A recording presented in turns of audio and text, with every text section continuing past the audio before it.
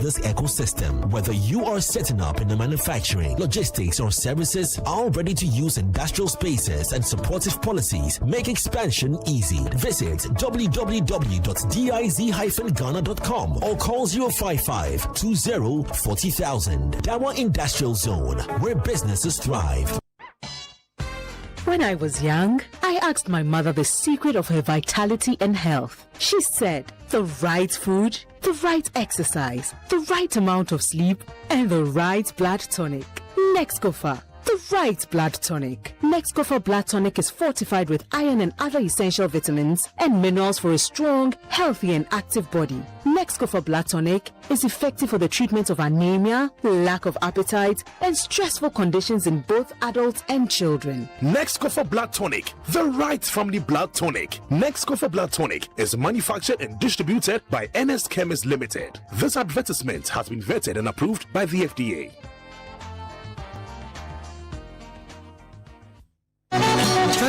The contract is here, but my pocket flat like a football with no air. Don't stress. That is why DCI Microfinance is here for you. DCI? What magic can they do? No magic, just real solutions. With your contract and LPO financing, you can deliver on time. And when you're waiting on payment, their invoice and certificate discounting puts cash in your hands quickly. Their loans are fast, simple, and reliable. So no more borrowing for my father-in-law? Now, that's a blessing. Exactly. Call them now on 0577 66 9346. DCI Microfinance, miles beyond the extra. Your future starts here at Delexus University College, a place where knowledge meets innovation and dreams become reality. Guided by integrity, excellence, inclusivity, and innovation, we prepare students to thrive in a rapidly changing world. Explore our accredited programs: nursing and midwifery, accounting and IT, banking and finance, marketing, human resource management, ICT, computer science, cybersecurity, applied insurance risk, and data analytics. Admissions are open now. Visit our campus at Tema, Comte 25, Peasby Junction, or apply online at www.delexusuniversity.edu.gh. Call us on 055 1198 100 or 055 1126 448. Delexus University College. Be knowledgeable and innovative in science and technology.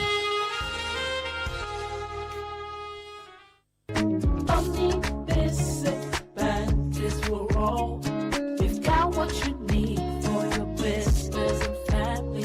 Whatever you need, you can count and call on us. Omni Basic Bank. Omni Basic Bank is we're all.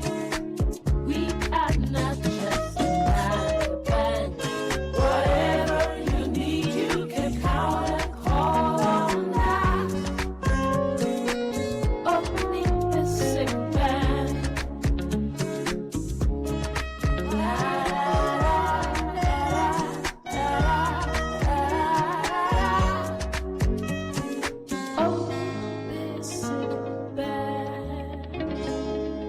Not just another bank. Careful, Charlie. Tell them small, make it pass the door. Yes, like that. Yo, my guy, what happened? Hey, you get new TV.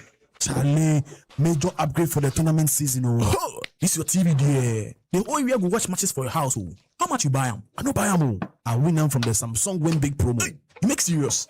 How? Simple. I buy my Samsung Galaxy phone from an authorized dealer where I visit www.samsung.txtghana.com. Where I enter my details to enter the draw. Then boom, I win this 85-inch Samsung TV. Charlie, way more prices today. Galaxy phones, tablets, watches, fridges, washing machines, and more every week. Then I go buy Samsung with that. This promo is on from now till July 3rd. Buy a Samsung Galaxy device and stand the chance to win exciting Samsung prizes every week. This promo is regulated by the NLA on the Carters Lottery platform. Terms and conditions apply. Citi 97.3. Kakra. Citi 97.3. More variety. When I say ABSA, you say yes. ABSA Banking Tea. We go say yes this 2026 till your jobs be dropping down. Yes, you listening to me right now. I know you get dreams. A work is here. And they work it well. Like me, I want to buy that Porsche car I've been dreaming of. I move into my dream house. No landlord will say, join the ABSA family and let's help you say yes to your dreams with tailored banking solutions from loans, mortgages, credit cards to digital banking and more. Make 2026 the year of yes with ABSA. Your story matters. You are listening to Citi 97.3 FM, the city's finest. There can be no other 97.3. No need to change. Keep it tuned to Citi. Your number one. Don't look no further. We've got it all covered. Citi FM. Good morning. Good morning. Good morning. Good morning. Good morning. Good morning, my neighbor. Good morning to life. Good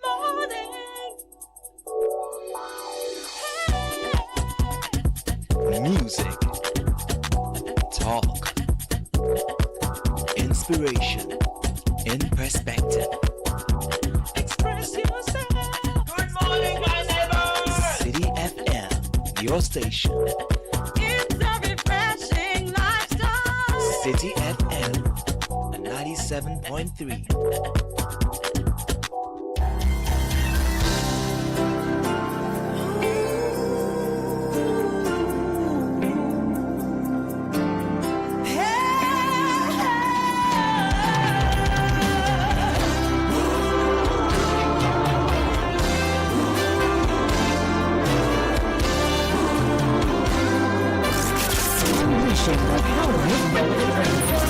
This is Citi 97.3. Citi 97.3. Kakra.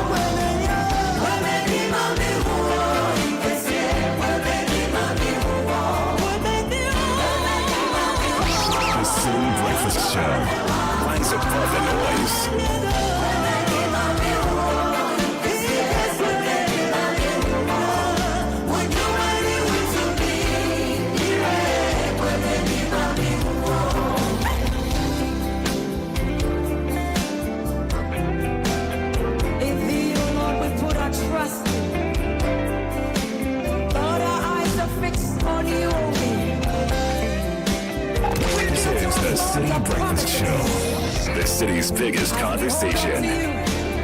As we put our trust in you.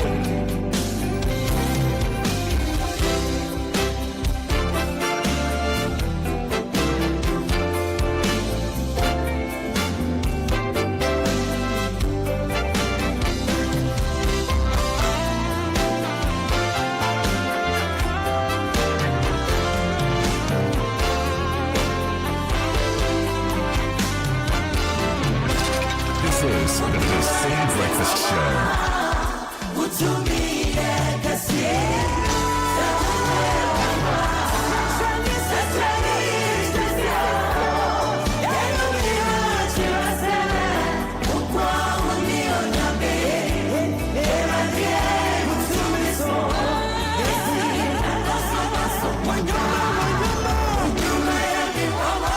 The Citi Breakfast Show, the city's biggest conversation.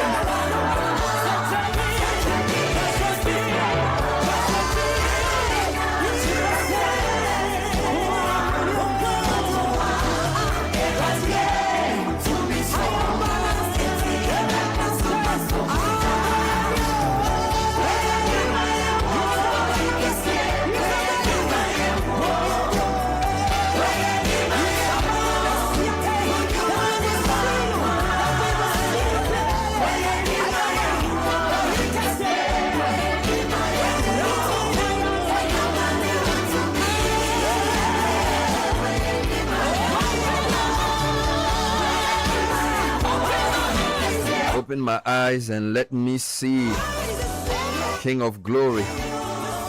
Beautiful song from the Daughters of Glorious Jesus. The opening of the eye is the beginning of your new life. It said, for the eyes of these people have been blinded and their ears have closed, lest they should see with their eyes, hear with their ears, understand with their heart, and be converted, and I should heal them. So your transformation begins with what you see. So the prayer is that open my eyes so I will behold wondrous things from your Lord.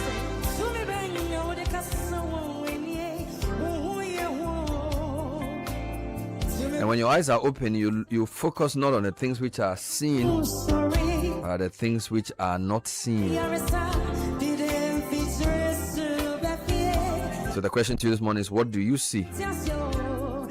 He said to Jeremiah, what seest thou? He says, I see an almond. And he says, you have well seen, and I will hasten my word to perform it. So when you see well, you give him the impetus to bring to pass that which you have so clearly seen.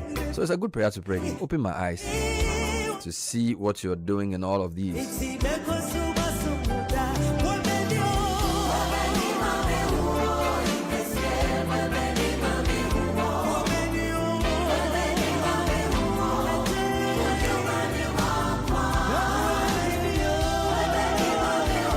So show me your works and show me your ways, so that I will worship you the way I ought.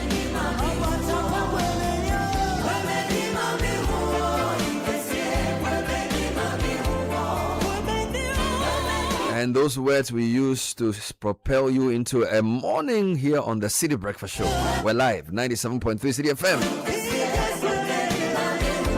Businesses brought to you by ABSA. Our green finance solutions help you to switch to energy efficient equipment, lower the cost of running your home or business, helps you buy an EV to reduce your spend on getting around. You can also install solar panels and cut down on your power costs. It's called the ABSA Green Finance Loan. Helps you get what you need to do what you ought. Come to any of our branches, ask about the Green Finance Loan today. Your story matters, ABSA. So this is a remix, and one of Ghana's longest surviving gospel trios.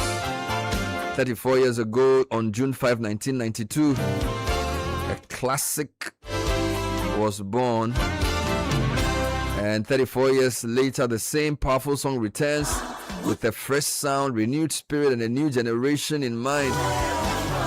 This is the reimagined Bwemeni by Daughters of Glorious Jesus, featuring Sandra Boachidua. The message remains the same, the impact will even be greater.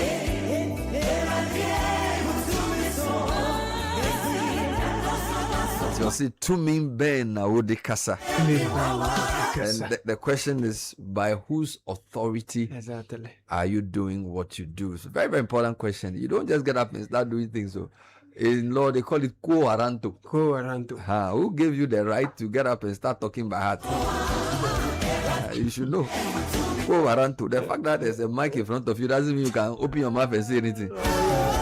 So they asked Jesus, by whose authority do you do these things? Yes. Then he said, okay, I won't answer. You two. John the Baptist, no, where is his power from?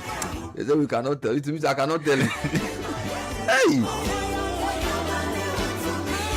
Yeah, you must, for me, I always say, there are many things we do. Make sure that what you're doing is based on something true and something valid and something legitimate. Not just a supposition, not just an assumption, all right? Not just presumption. Don't get up and start buying things. No, Charlie, you have to be sure. To me, Ben, that's the question.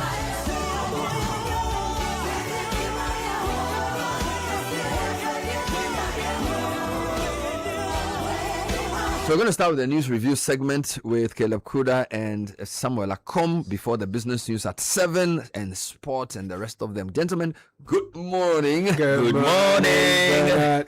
Good morning. How are you doing? Yeah, doing awesome this morning. All the papers are in. All the papers are in. They're all saying something. Let's check with the graphic. So graphic says raw rubber exports ban shoots up purchases, and graphic employee assaulted by Nungua police officer. Very unfortunate, condemnable story here. Public land rezoning requires parliamentary approval. This is LogSAP. And Supreme Court halts GN Savings and Loans license restoration. That story is on page 13 of the Daily Graphic this morning. Minority seeks answers over Iyoko arrest. These are the stories on the front page of Daily Graphic. The Ghanaian Times newspaper this morning, raw rubber export restrictions boosting local purchases. They have that story as well. And expensive politics shutting out competent leaders coming in from the vice president. And the nationwide crackdown on illegal sand winning begins. Minerals Commission uncovers illegal network. And BOG revokes ZPay license over regulatory breaches. Daily Guide leads with miracles arrest. 50 million Ghana cedi bail. The inside story. Iyoko Rambo style arrest threaten democracy. Upon your marking, speaking here.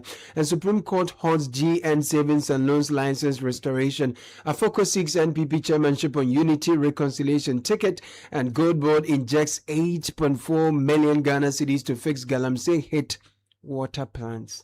The Chronicle newspaper also starts with Paul Afoko as Afoko officially joins NPP chair race, vows to reunite party and rebuild structures.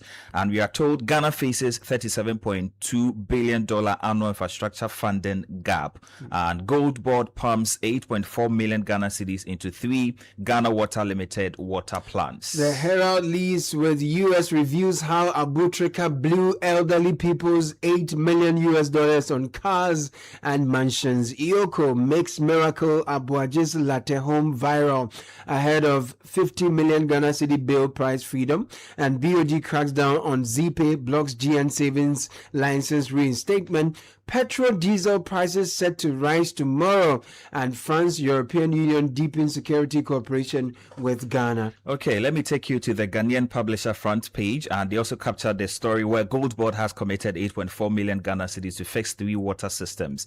And Samuel Uku says, I worry for NDC appointees. And Paul Afoko joins NPP race. They also have Ochehene pays tribute to Yana Abukari The II. new publisher, infighting as NPP's enemy, not one man. Afoko declares NPP chairmanship bid, smiling broadly here. Minority demands AG's briefing on Miracle's arrest. Debt restructuring complete, Forson to outline post-IMF agenda. And the story of Gold Board dropping 8.4 million Ghana cedi to rescue Galamsey hit water plants is here as well. The Custodian newspaper, Afoko launches chairmanship bid, promises to unite NPP. They also capture that story. And tension mounts in NDC over President Mahamad's third term saga. And impulsive Iyoko blasted over cruel oppressive bill conditions. And Forson presents mid-year budget on July 23. Let me just say that the story of Gold Board and Paul Afoko are on the rest of the papers I have. So the other headlines, the Inquisitor, Obuasi West executive elections dispute, Kwating punches Nana AU, and Ato to present mid-year budget next week. The Informer newspaper, some more headlines. NPP wants NDC appointees, says 2028 will change everything. And Galamsey threatens Ghana's cocoa future. That story be found page 5 of the Informer. And President Mahama third term agenda, Flagstaff House cracks. And Poultry Farmers Association angry with government over Nkoko Nkiti. Well, on Nkoko Nkiti, Daily just says 244.9 million Ghana Citi Nkoko Nkiti project ends in NDC members' bellies. That's the angle Daily Just is taking it from. Mahama shops for clients to push third term agenda. And where is 24-hour economy? Answers after blowing to 650 billion Ghana cedis upon Kuma is asking, probe Ioko's miracles Abuaji Rambo style. This is upon your marking. The News Center paper this morning, front page, they have the gold board story and Polafoko story. But in some other headlines, IERPP scores President Mahama 4.9 out of 10 in first year, and government neglect sends energy sector debt soaring to $1.5 billion. Right, on Daily Post, besides Miracles Abuaji and Gold Ball, the other story, this is beautiful. 4 patients received first treatment at new cardiac catheterization laboratory at the National Cardiothoracic Center of the Kolebu Teaching Hospital. The Ghanaian point, Iyoko escorts Dennis Miracles Abuaji to Latte Kwapim residence as investigations continue. And still on the front page of the Ghanaian point, can President Mahama beat Bawumia again? Can Kranchi Supreme Court suit rekindles 2028 debate? Right. The Insight is my final paper. It has the Gold Board story as well. And the other stories here, Education Ministry urges police to intensify efforts to arrest and prosecute Bole SHS teacher. And the Deputy Health Minister is saying something we know, that 43% of deaths in Ghana is linked to non-communicable diseases, Bernard. Pretty serious. CityNewsroom.com, I'm going to give you about 4 stories from there. So the big one, Miracles Abuaji, released by Iyoko. I think this happened after the papers went to print. So we have this online. And then Abu Trika defrauded 80 elderly Americans in alleged $8 million romance scam. US prosecutors are saying. Kojo Ponkoma is asking, where's the 24-hour economy after 650 billion CD spending? And then Apenyo Makin is asking Iyoko to also probe beneficiaries who consumed Nkoko Nkiti. Then there's an explainer here on City Newsroom page. Has Z-Page shut down completely? What happens to users now? Very important explainer to tell you the history and the background of this very controversial story. Now, Channel 1 News is leading with alleged robber shot by accomplice during field robbery attempt. Meanwhile, Paul Akopos says, come back home, let's rebuild MPP. He appeals to aggrieved supporters. Of course, the Miracles release is also here. And Abambabin, the speaker, says, money is threatening our democracy. Very, very important story there. Meanwhile, the minority is demanding AG's briefing on the Miracles Abuaji arrest. My Joy Online is leading with petrol and diesel. Fuel prices are set to rise from July 16, that's tomorrow. Petrol likely to be sold at 14 cedi 52 pesos, diesel to hit 16 Ghana cedis. In other headlines, the sports minister has been talking. He says Ghana lacked the cohesion to compete with the best teams. He also says that we showed class against England as he reflects on Ghana's World Cup display. If you go to the High Street Journal, AGI to government, stop taxing the same businesses, expand the tax net. Yeah, and export-led trade reforms deliver bigger gains than import measures, according to a research finding. Then the Daily Graphics website is not happy with the police. They are saying Nungwa police officer pounces on, or police officers pounce on graphic employee, and the story shows the man's badly brutalized face. They say the man was accused of being an armed robber and they assaulted him. And then this Supreme Court restoration of GN Savings and Loans Limited license halting. We'll give you the details of that. So, Caleb, it's a big morning. Where are you going to start? I start with the minority seeking answers over Iyoko arrest. Nana Kunedu Ajiman is writing from Parliament House on page 16 of Daily Graphic. The minority leader, Alexander Apenyo-Markin, has urged Parliament to urgently program the Attorney General and Minister of Justice to appear and brief the House about the manner the Economic and Organized Crime Office, Iyoko, has been effecting the arrest of persons of interest. He said Dr. Dominic Ayene must explain to the House why EOCO would arrest and detain in custody for 3 days the former executive secretary of the Inter-Ministerial Coordinating Committee on Decentralization, Dennis Abuaje. Now, contributing to a business statement delivered by the second deputy majority whip for the week ending Friday, July 17, Minority Leader expressed disappointment at the manner in which EOCO arrested Mr. Abuaje. Meanwhile, the latest story on Channel One News Online is that Dennis Abuaje has been released from the custody of EOCO after meeting his bail condition. He was granted bail in the sum of 50 million cedis with 3 sureties, 2 of whom were required to be justified. His release follows several days in EOCO custody after his arrest in connection with ongoing investigations into the alleged misappropriation of about 55 million cedis in the IM court. The details of the story are given. Despite his release, investigations by EOCO are expected to continue as the office seeks to establish the circumstances surrounding the alleged financial and procurement irregularities at the Secretariat. Still on that, Samuel Oku is saying, I worry for NDC appointees. Story page 3 of the Ghanaian Publisher. The Member of Parliament for Ikuapem North, Samuel Oku, has cautioned appointees of the NDC government to exercise prudence in the discharge of their duties, warning that the accountability being demanded of former officials today could equally be demanded of those currently in office when political power changes hands. Let me just bring a quick quote of him. I am worried for NDC appointees under John Mahama. They may have to dot every I and cross every T, because just as we have accountability now, there may be accountability tomorrow, Sami Ewuku said. All right, so let's come back to you, Caleb. What Now, else do you have? infighting is NPP's enemy, not one man. Afoko declares NPP chairmanship bid with a plea for unity. This is the new Publisher in a significant political development that is set to reshape the internal dynamics of the new patriotic party.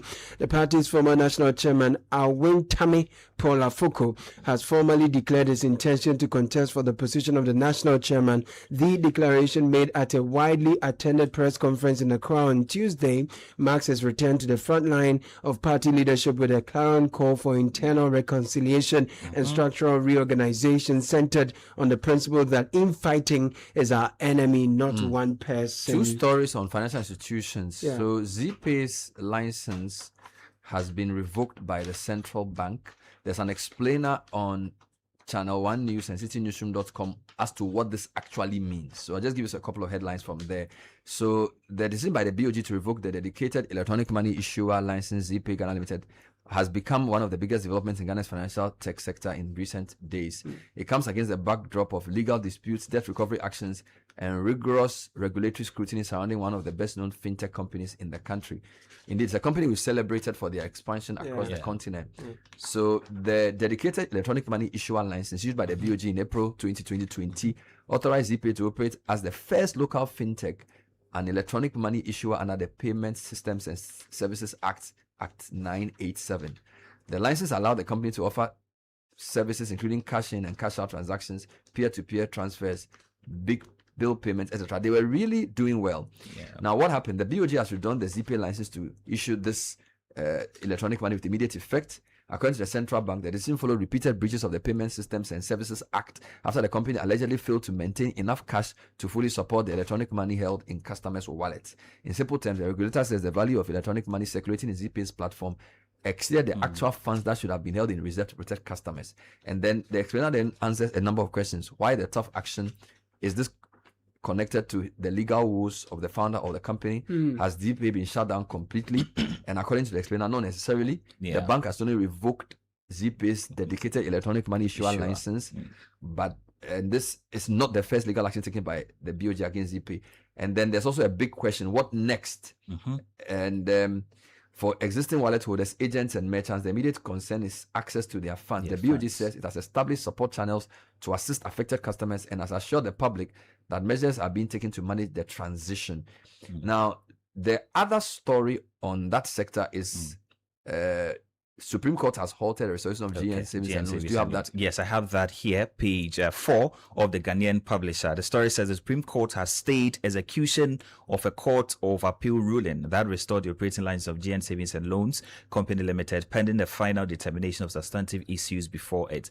Now, the order means the company cannot, for now, enforce the Court of Appeal's June 2026 decision, which had ordered the receiver to hand over possession, management, and control of its assets and operations dividends to shareholders. Now, a 3-member Court of Appeal panel had unanimously quashed a High Court ruling that upheld the revocation of the company's license, finding the revocation unfair and unreasonable. Well, the Herald is giving us more details on US, revealing how Abutrika blew elderly people's $8 million on cars and mansions. So the United States government has disclosed first details of how an alleged Ghanaian romance fraud kingpin Frederick Kumi alias Abutrika allegedly splashed more than $8 million stolen from elderly Americans on mansions, luxury vehicles, and other high-value assets. In an update on the case released yesterday by U.S. authorities, Daniel Yusuf could each face, this is Abutrika, this is Kumi and his alleged accomplice Daniel Yusuf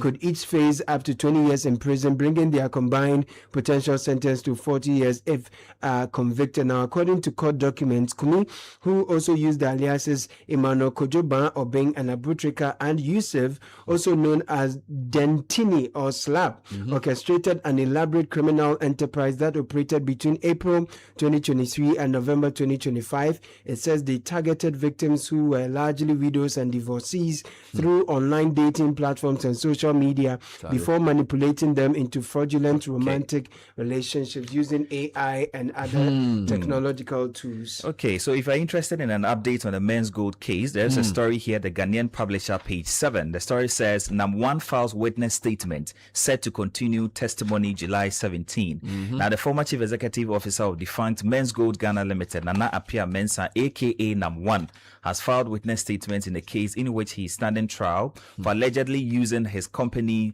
to induce and defraud over 16,000 members of the public. And the witness statement consists of 7 documents, which include agreements between the government of Ghana and his company, pictures of gold bars, among others. Meanwhile, the Minister of Finance, Kazelatu Forson, will present the 2026 media budget review next Thursday. And that's on 23rd July. This was made known on the floor of Parliament by Deputy Majority Leader Kweku Riketsegan. Now, he should be concerned about a number of things. Fuel prices are set to rise. That's true. From tomorrow, according to this story on Joy Business, motorists will brace up for higher fuel prices starting Thursday, July 16, as oil marketing companies prepare to raise pump prices. According to the latest industry pricing outlook from COMAC, which is the Chamber of Oil Marketing Companies, petrol, diesel, and LPG are all expected to see price increases during the second pricing window in July. Now, this increase comes after earlier projections suggested fuel prices could decline, supported by the city's relative stability and moderate movements in international petroleum prices over the past 2 weeks. But it appears some developments within the Middle East may have thrown things out of kilter. Indeed, President Trump, according to one of the stories I'm reading here, has threatened to bomb bridges and power plants unless Iran resumes talks. BBC is reporting that President Donald Trump has threatened to strike Iran's bridges and power plants next week. Next week. That's when we thought it was over. If it did not return to the talks. The comments in Fox News interview aired as the two countries exchanged fire for the 4th day in a row. Meanwhile, our neighbor Dangote says that he will, this is a Reuters story, Nigeria's Dangote begins pricing local fuel in dollars, citing crude supply constraints. So Nigeria's Dangote Petroleum Refinery has begun pricing fuel products for the local market in US dollars, with the company's spokesperson on Tuesday citing difficulties securing sufficient crude. I mean, the way we bend over backwards to ensure that Africans and locals own such strategic assets, you would think that they would sell in local currency so that some of our boost the local exposure. economy. So I hope Tor and Centro will not learn from that. Yes, that they will sell the local. We pray for that. We pray we deal with the challenges that leads businesses like Dangote to price in dollars. Now, there are 2 stories of interest here to me. The Inquisitor says GES closes Yendi schools temporarily to mourn Yana Abukari II. So the Ghana Education Service has ordered the temporary closure of all public and private schools within the Yendi municipality to allow students and staff to observe the final funeral rites of the late overlord of Dagbon Kingdom, Ndan Yana Abukari II. In a statement issued on Tuesday, July 14, the GES said the directive, which took effect from midday on Monday, July 13, will remain in force until Thursday, July 16, with full academic activities expected to resume. Alrighty. Okay, a quick one on education before a very important story. Now, teacher shortage hits 1 in 5 districts. Wow. This is a Newsdesk report from the Informer. Now, despite Ghana's universal enrollment at the basic education level, 1 in every 5 districts is grappling with severe teacher shortages. A new national report has revealed, raising fresh concerns about widening educational inequalities and declining learning outcomes across the country. And graphic employee assaulted by Nungwa police officers. Story page 2 by Joshua Bediako Kumsen. Now, staff member of the Graphic Communications Group Limited, Aliu Mahama, has been assaulted by some police officers from the Nungwa police station after he was mistaken for an armed robber at Greater Estate in Accra.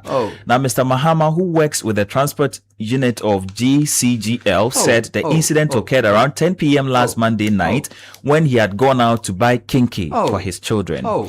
Quote, after buying the kinky and trying to contact my children to come and collect the food, I saw a vehicle coming. When it got closer, one man suddenly jumped out of it and ordered me to lie on the ground. Before I realized what was happening, one person used a stick to hit my head and I fell, he narrated. They told me I was an armed robber and asked me to raise my hands. They said if I did not cooperate, they would shoot me. One of them even cocked the gun, Mr. Mahama added. So that he looks like an armed robber? Yeah. So even if you catch an armed robber, is that how to somebody who's going to buy kinky or Ghana police? We are spending so much money your on gun and on armed person. Now let me do a couple of quick stories here for you. The AGI is saying to government, stop taxing the same businesses, expand the tax net. It's a very interesting story here. Stanley Senya reports a high street journal that for years Ghana's business community has urged successive governments to broaden the country's tax base rather than impose additional burdens on a relatively small pool of compliant taxpayers. As government prepares for the 2026 media budget review, manufacturers are renewing that call, arguing that sustainable revenue growth will come from bringing more businesses into the tax net while reducing the cost of doing business to stimulate investment, production and jobs. Now, the minority is asking questions about 2 critical government projects. Kudah Nkrumah wants to know where the 24-hour economy is after 650 billion spending. I think this is in total for the economy. The ranking member of Parliament's Economy and Development Committee, Kudah Nkrumah, has questioned the implementation of the NDC's flagship 24-hour economy program, arguing that despite Parliament approving about 650 billion cedis in public spending over nearly 2 years, there's little evidence that policy has delivered its promised results. He was speaking on Parliament's floor while seconding a motion for the House to adopt the report of the Economic and Development Committee. And the former the MP, so why are you saying the former MP? So Wilson, he's still the MP. He's the MP said the government much publicized 24-hour economy policy has yet to produce single identifiable beneficiary operating under the model that was promised to Ghanaians during the 2024 election campaign. Then Alex Andapenyo-Markin, who's the minority leader, is also asking IOCO to probe people who consume Nkukonkinkiti birds. So this story is also on citynewsroom.com.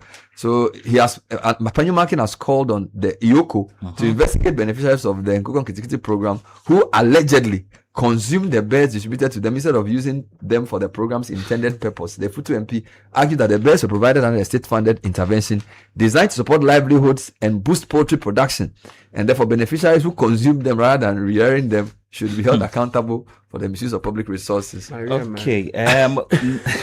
Why then? Maria. You know, due to the water. Maria. That soundtrack. Okay. So we are told that Ghana Gold Board has pumped 8.4 million Ghana cedis into 3 Ghana Water Limited water plants. Story page 2 of the Chronicle newspaper by Richard Owusu Echao. The Ghana Gold Board has committed 8.4 million Ghana cedis towards the rehabilitation of 3 Ghana Water Limited treatment plants whose operations have been severely disrupted by illegal mining, popularly known as Galamsey. Now, the agreement signed between Gold Board and Ghana Water Limited will fund rehabilitation works at the Bonsa, Dabuase and Setre-Himan water supply systems in the western and central regions to restore production capacity. Because the Gold Board is being reported on Reuters that Ghana's artisanal gold output will surpass the 2025 record level, according to Mr. Sami Jemfi speaking at this particular event. So Gold Board has bought up to 54 metric tons of gold from artisanal and small-scale mining companies. The question is, are they sure that this small scale gold is properly sourced, and not illegal, and not being sourced from people who are destroying our water, that we are now signing agreement for them to treat the water. So that tracing system is very critical to assess and where the gold is coming from. Bernard, finally from me, a story that came over the weekend, happened over the weekend, now reported on the new publisher. 3 dead, 15 injured in highway crash. Jessica Mawena Khroji writes that 3 people have died and 15 others have sustained injuries after a serious road crash occurred at Draso on the Kumasi-Accra highway in the Ashanti region. The crash happened at about 9:39 a.m. on Sunday at the Draso 3-lane area near Nextborn Gas, involving a Shakam F3000 truck and a Dongfeng van. So the Ghana Fire Service confirmed the incident through a Facebook post, saying its emergency teams responded quickly after receiving a distress call about the Meanwhile, the sports minister is admitting that Ghana lacked cohesion and understanding needed to compete consistently against the world's best teams. He said better prepared opponents exposed weaknesses in our campaign. His comments come after a widespread debate over Ghana's performance at the tournament, where the Black Stars earned praise for their spirited display, but ultimately failed Let me leave you with just this headline. Now, Bono records 1,145 new HIV cases in 5 months. Details will come later. That was the newspaper review. Was brought to us by Fidelity Bank. Switch to Fidelity Bank today and enjoy amazing benefits from lower interest rates, higher loan amounts, and personalized financial support, and a smile that lasts. Call 0800 003355. Fidelity Bank. Believe with us. Hey, Andrea, challenge these days, new level crowd. Where did you pass? Me, pass somewhere. I just switched for a better life. Hey. I switched for comfort. Look, your salary deserves better. Switch? Yeah. How do you mean? I switched my salary account to Fidelity Bank. Oh, okay. And that's my jackpot. I get higher loan amounts with lower interest rates, as well as personalized financial support. They gave me a loan to expand my side hustle, and the terms are just flexible. Wow. Your salary deserves better. Oh, my salary deserves better. You see the way you are smiling wide? Yes, I will switch and smile wider. Your salary deserves better. Switch to Fidelity Bank today and enjoy lower interest rate, car and home loan, personalized financial support, and a smile that lasts. Switch and smile wider. Fidelity Bank. Believe with us. If I believe with us, Fidelity. If I know I on your side, Fidelity.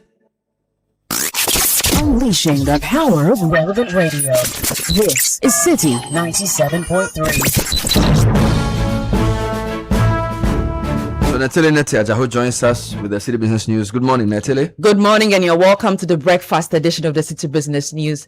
It's brought to you by MTN, EcoBank, and Good Energy. Coming up, higher international fuel prices and a slight cedi depreciation expected to push pump prices up from July 16. Also, banking consultant calls for stronger regulatory oversight after ZPay revocation. And later, importers push for refunds after court upholds container charge cap.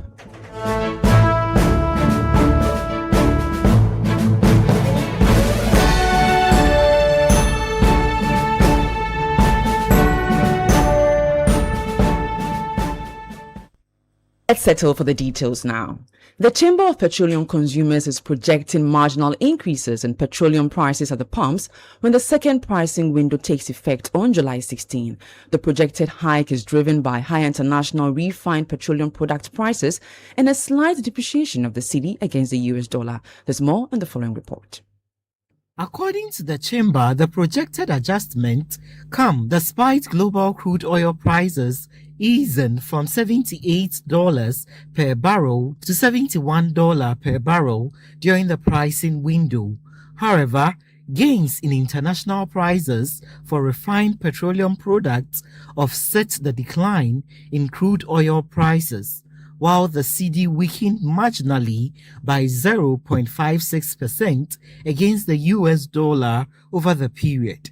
For petrol, the free on-board price increased by 5.4%, rising from $920 per metric ton to $970 per metric ton.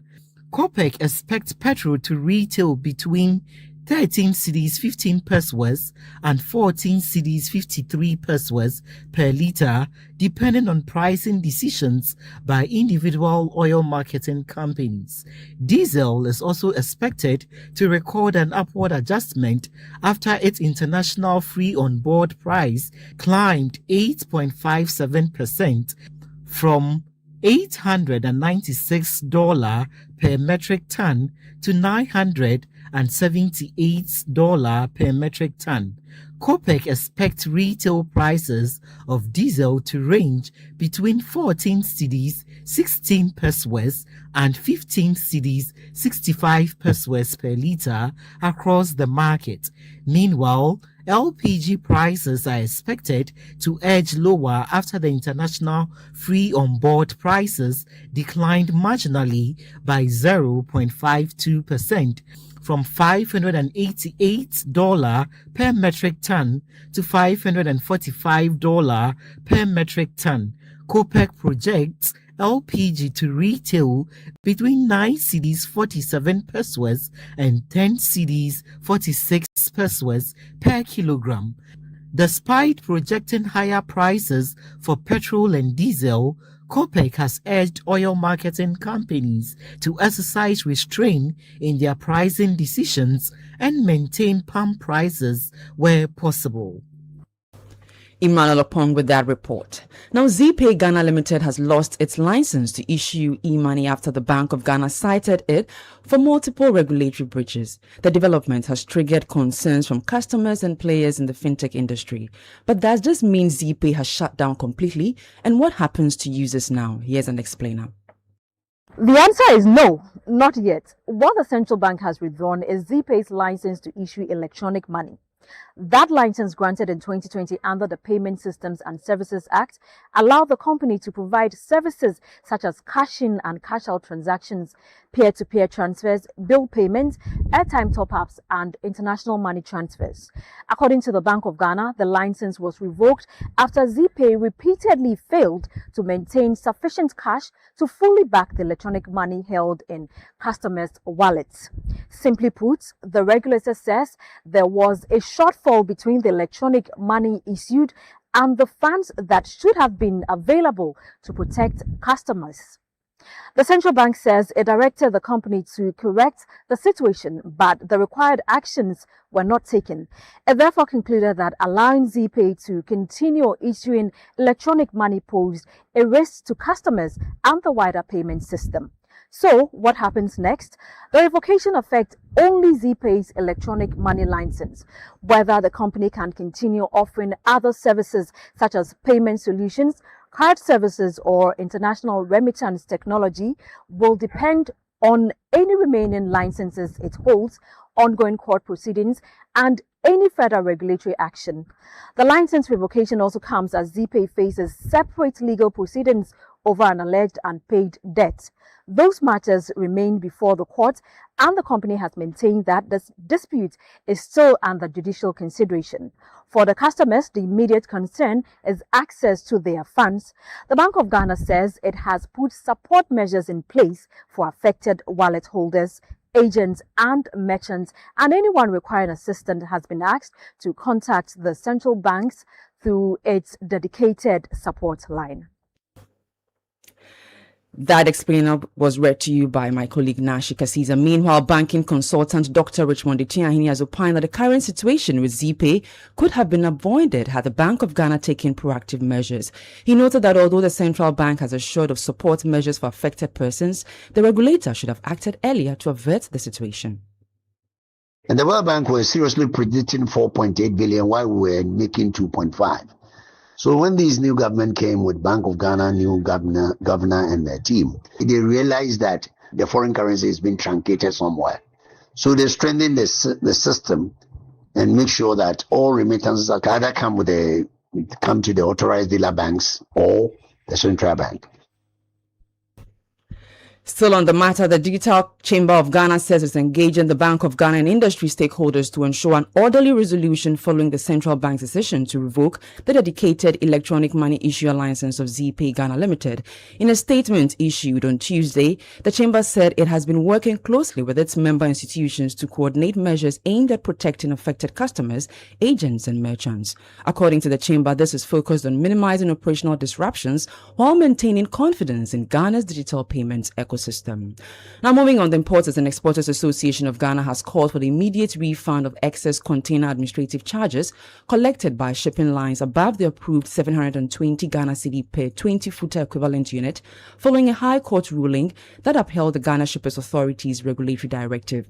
The demand follows the High Court's dismissal of an application by the Ship Owners and Agents Association of Ghana and some shipping lines seeking to suspend the implementation of the authority's Container Administrative Charge Directive.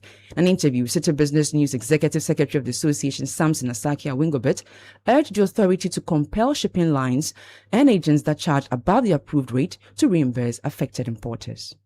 We are calling on the Transport Minister together with the Shippers Authority to make sure that shippers, importers and exporters whom these shipping lines ignored, defy the orders even from the Minister of Transport, and went ahead instead of charging when the minister had requested that they should be charging 720 Ghanaian until he resolved the issues, went ahead, defied ought, and were charging more than the approved fee that the Minister of Transport approved, and went ahead charging the 6,000, the 5,000. We are saying that the Shippers Authority, together with the Minister of Transport, should compel these shipping lines, these carriers, to refund every peso that was taken by these shipping lines from the shippers, because they think that Ghana Shippers Authority did not have the powers. They think that the Minister of Transport did not have the powers to direct them to do what is right. Samson Asaki-Awingobit is the Executive Secretary of the Importers and Exporters Association of Ghana. Now on the interbank market this morning, the dollar is trading for 11 cedis 47 pesos, the British pound for 15 cedis 39 pesos, and the euro for 13 cedis. And that's it for the breakfast edition of the Citi Business News. It's brought to you by MTN, EcoBank, and Girl Good Energy. I am Nete Ajawo. Have a good business day. Your attention, please. Flight C8 has been delayed. Again. Madam, can you please point me to the water fountain? And please watch my back and phone whilst I'm gone. You can be a traveler with infinite worries. Hello, Mr. Anand. Your lounge access is ready and your seat is warm. Or you can be a traveler with infinite privileges. Champagne, sir? Original the drink. Choose EcoBank's infinite privileges with an EcoBank Visa Infinite card. Access airport lounges worldwide, fast-track services, best-in-class daily limits, and enjoy other exclusive travel and lifestyle benefits. Infinite privileges await. EcoBank, the Pan-African Bank. Introducing Ghana's leading pay-as-you-copy photocopier leasing company. Lease an A4, A3, heavy-duty or production machine and pay for only the copies made, or design your own payment plan. Simple and tietia. That's not all. Incredibly, toners, repairs, maintenance, follow-me printing, centralized tracking all come free of charge. Remember, financial prudence is the name of the game. Folks, forget about the expensive gimmicks and be smart. Join the hundreds of satisfied clients across all the 16 regions and every sector of the economy and save over 60% of your printing costs. Visit us at www.valexlease.com or call 0244-644048. Be prudent and lease a copier. Terms and conditions apply. Valex Lease is a wholly owned Ghanaian company. Valex Lease, affordable document management solutions. Enterprise Blue FM. Enterprise Blue FM, the butts. It's DJ E on Enterprise Blue FM. Guys, after the heavy rains this week, we are looking for the calmest person in Ghana. Who's the most chill person you know right now? Let's go. DJ, it has to be Mansa. Look, the flood entered her house and completely submerged her car. Next thing I see on her WhatsApp status, she's smiling and sipping tea on her balcony. Like me, I'll be crying, but she's totally relaxed. DJ, JE, it's true. Mansa's home and car are destroyed. But this girl is not stressing at all. She just tells us everything is under control. Hey, Mansa, how? Wow, Mansa, we need your secret too. They say Entoa, but when unexpected floods strike, we've got you covered. At Enterprise Insurance, with over 100 years of experience, we say whether it's home, motor, travel, or insurance for your business, Entoa, if it happens, chill. Enterprise, your advantage.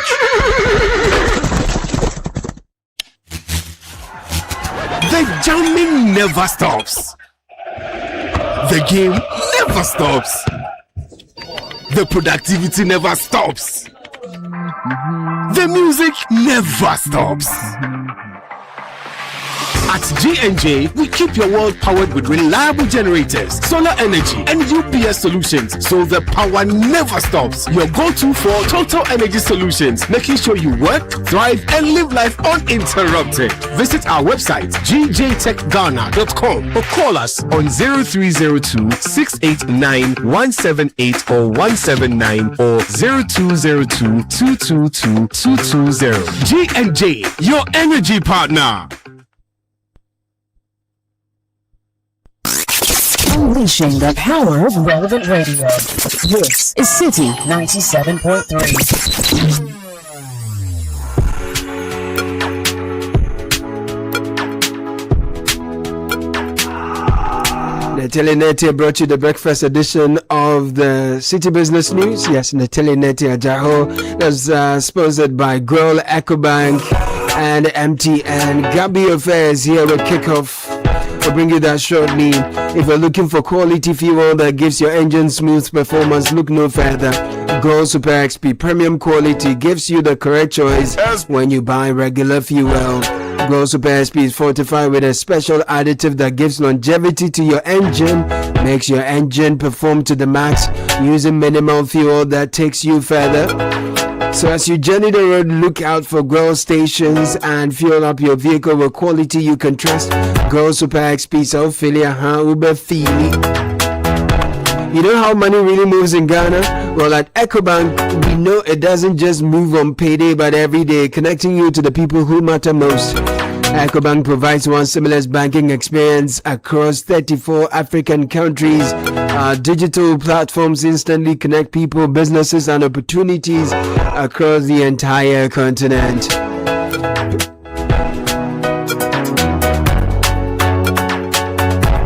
Pay bills, transfer funds, manage your finances anytime, anywhere. Download the EcoBank mobile app. Dial *770#.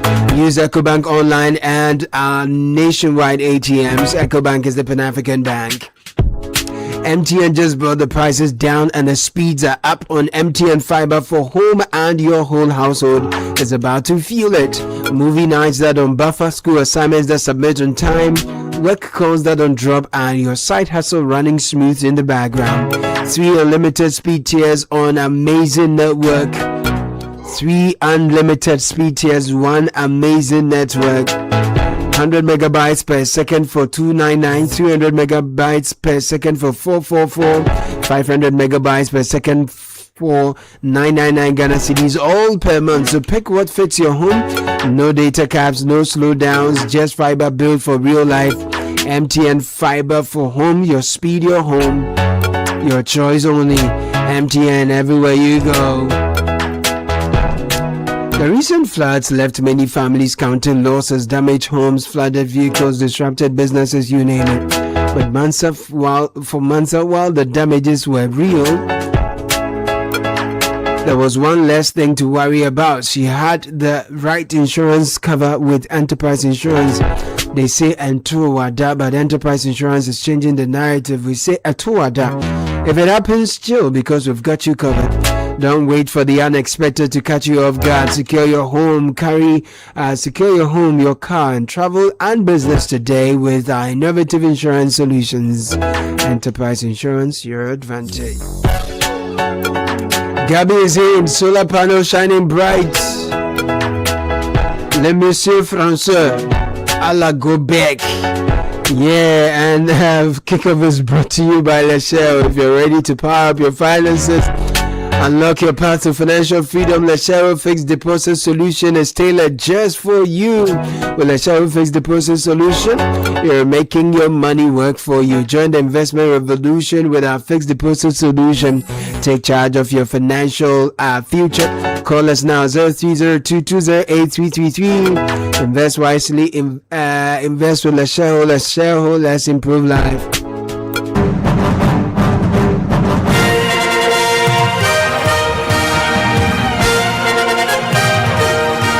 Gabi Affairs in the studio. And Spain, they administered La Roja. Spain gave France, some pain.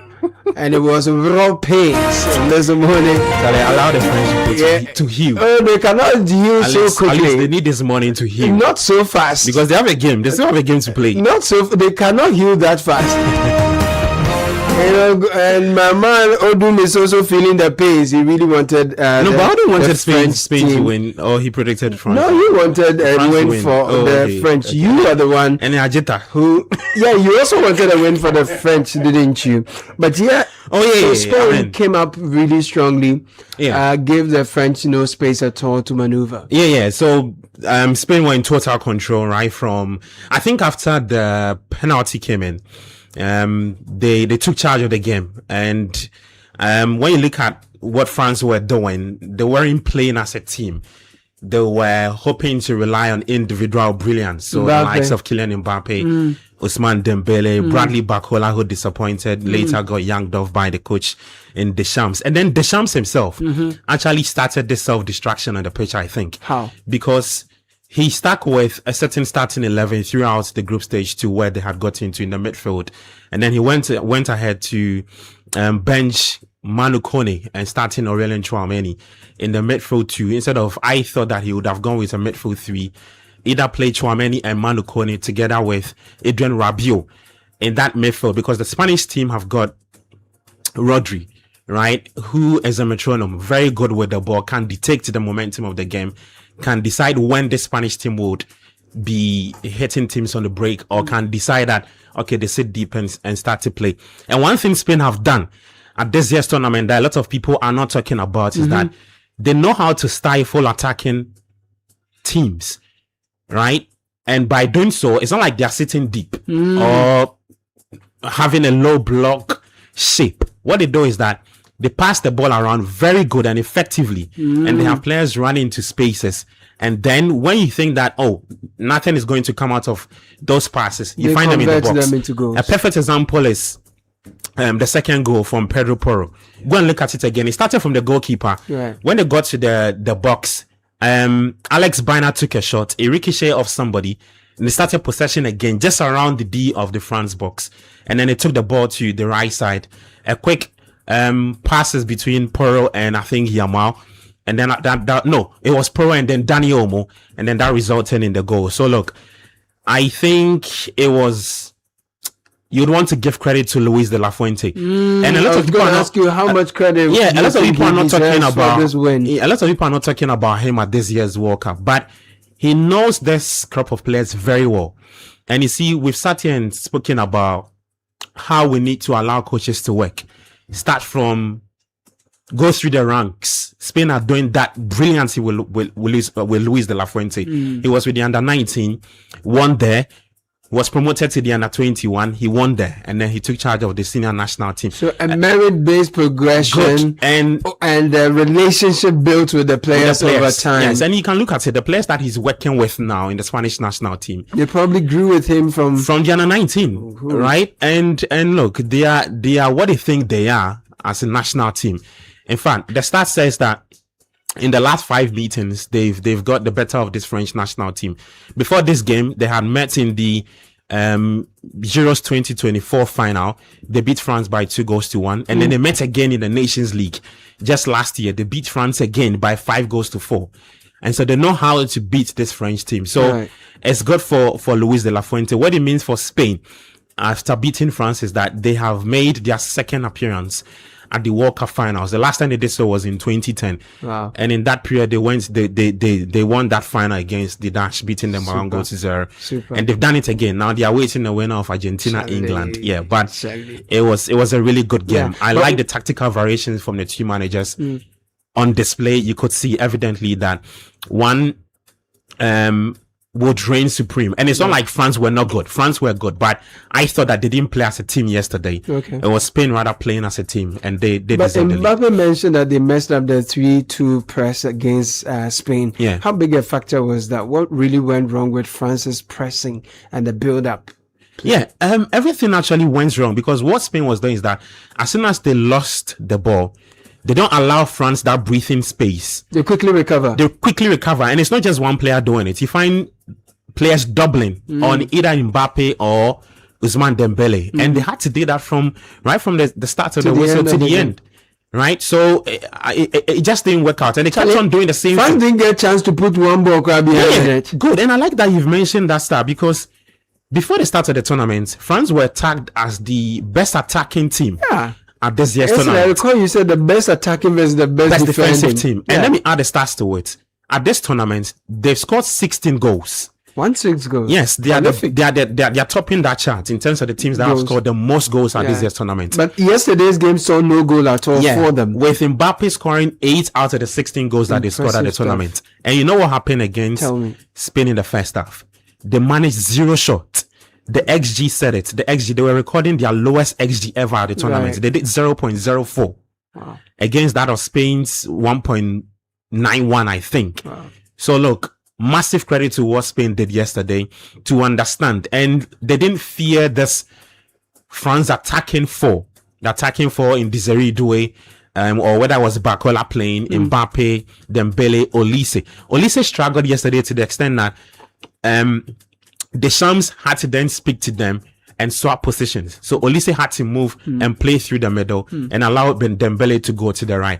I think it was just tactical masterclass on the part of Luis de la Fuente, and massive shouts to him for what he's done. But the French have another game. Yeah, so they are now out of the tournament, and I mean, you should see them. Shoulders dropped. Yeah. Mbappe was not happy about it, but they would have to recover, and they have a third place playoff to play. I don't know who they'll play in that third place, because that dependent on what will be played today. The outcomes of today's game will be. That's Argentina and then English. England. Yeah. So will Kane whip Messi? Will it be a Messi-less game? Look, how does it look like? You should see the English press. You should listen to them. They are not even giving Argentina a chance at all. Wow. They believe that Kane will stand tall, will reign supreme against Messi. Okay. That should be a good game. It's also actually a repetition of what happened in 1966. 1966, when England hosted the tournament and won it. But in that time, they met Argentina in the quarterfinals. Okay. Right? It was Geoff Hurst who scored for England in that period. And so the Argentines say that it's revenge for them. They are coming back to take what with Messi they should have taken in 1966. This is a Messi, let's go. So I think it should be a good game, but I don't know why I have this feeling that this game will drag. I think it will head to extra time. I think England would sit very defensively, and that's very typical of Thomas Tuchel. Very conservative. And that approach from him, if he takes it, I will not be surprised about it. Linus Scaloni also has shown glimpses of this team if they want to sit very deep and allow other opponents to attack. But I really think it should be a good game today. And like I said, a repetition of what happened in 1966. This time around in the semi-finals, if England are to go back to if England are to go back to make it to the finals, they have to beat this Argentine team later today. We'll see how that goes. But who are you predicting will win this one tonight? I want to see the English and Spain in the final. I'm all for some disruptions. I predicted yesterday that France would go through. It didn't work out. So predict that Argentina will go through. Please allow me to leave the studio without predicting. But thank you as ever. You're welcome, Kenneth. God be your favorite kickoff.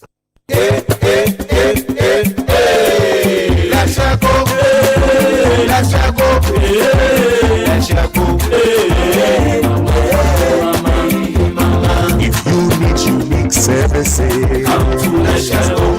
innovative financial solutions. We deliver on our promise, cause we are number one.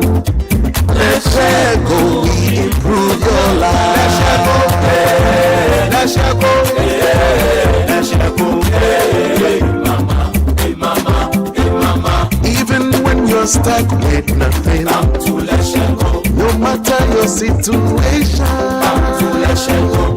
Let's share go, we improve your life. Let's share go, hey, let's share go, hey, let's share go, hey, mama. Let's share go, we improve your life. Remember shit that your mama made for home church, all of and watch it. Back to school with Kenke. It's here, come chop today. Did this shit go home and taste? Did this shit go home and taste? Did this shit go home and taste? Did this shit go home and taste? Onion, ginger, garlic blend, flavor you there. Pepper, shrimp, and fish inside. If you're no preservative, just herbs and spice. Natural we taste, spicy we eat. Did this shit to home and taste? Corner, chew it taste. Mother, your choice to make. Spicy taste like mama made. Did this shit to home and taste? Did this shit to home and taste? Did this shit to home and taste? Did this shit to home and taste? It's so hard to find someone who's always there, who do the best they can to push you to the top. But I found myself a friend who's all of these and more. When I put my dreams to sleep, you wake me up to dream. I trust in blue, I trust in blue, I trust in blue, I trust in blue. Save your money with blue, secure your future true. Blue Ghana day for you. I put my trust in blue. I trust in blue. Blue Financial Services Ghana Limited. Trust in blue. This football season, Max Buy Hat-Trick promo hits live. Score cash goals, win with free subscription and huge discounts. World Cup week, and my match be empowering. It's sunset with TV and Nintia. It's sunset. Max Buy Hat-Trick promo. Ewaha. Score up to 40% off on all TVs. After Super TV, then your free DSTV box and 1 month free subscription. Once more, predict matches correctly when you buy Techno Come on 50 and get a cash back. Eish, where the Hat-Trick promo.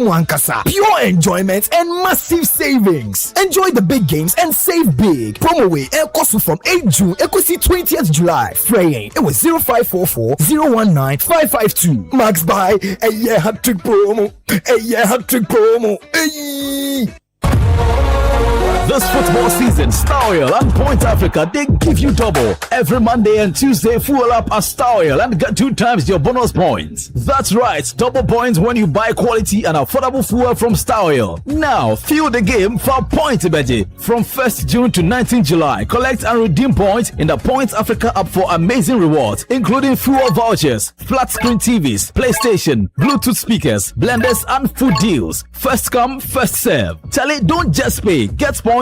Use Point. Download the Point Africa app today. Star Oil, still quality and affordable fuel for all. Terms and conditions apply. You can't tell what your baby will become or what his interest will be. You can provide your growing babies with yummy goodness. Yumvita is a delicious cereal for your baby. Oh yeah, all the ones love it too. Yumvita is filled with yummy goodness for growing babies and is available in other yummy variants. Yumvita, a delicious way to grow. This advert is FDA approved. A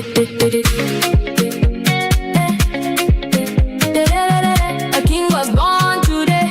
Is that how you go celebrate? You say you love the man, but show working my sister. Open your cowbank app and credit his account. Life simplified every single day. Yeah. Open your cowbank app and credit his account. Cowbank, make come easy, Charlie. Life simplified all the way. If you love your man, show working, oh. Not only talking plenty on his birthday. A king was born today. What can he do with that? Give him fuel, give him vibes, give him cowbank cash just like that. With with your Cowbank app. You send money by airtime, pay bills in seconds. Wherever you get, Cowbank make your life simplified. Cowbank, forward together. Join the conversation on the Citi Breakfast Show on Facebook at facebook.com/Citi97.3, Twitter at twitter.com/Citi973, and Instagram at instagram.com/Citi973 with the hashtag CitiCBS. This is the Citi Breakfast Show, the city's biggest conversation.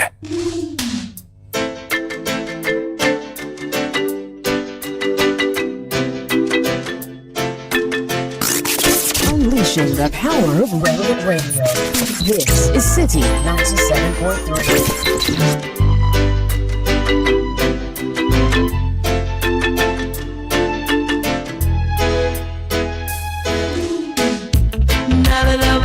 Everything to you.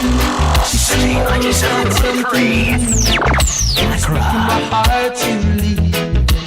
Baby, I'm grieving. But if you wanna leave, take good care. You find a lot of nice things to wear, but then a lot of nice things turn bad out there. Oh, baby, baby, it's a wild world. It's hard to get by. Smile, oh baby, baby, it's a wild world. I'll always remember you like a child, girl. You know I've seen a lot of what the world can do, and it's breaking my heart in two, because I never wanna see you sad, girl.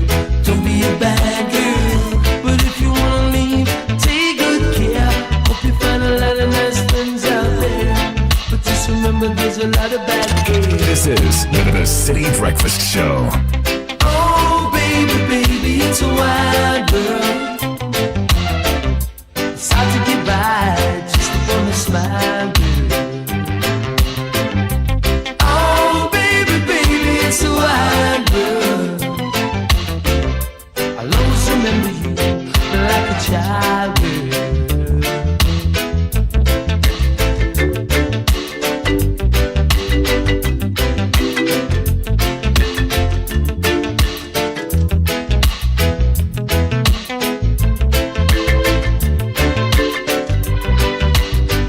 7:35 on the Citi Breakfast Show. Today is Wednesday, and it's the middle of the month of July.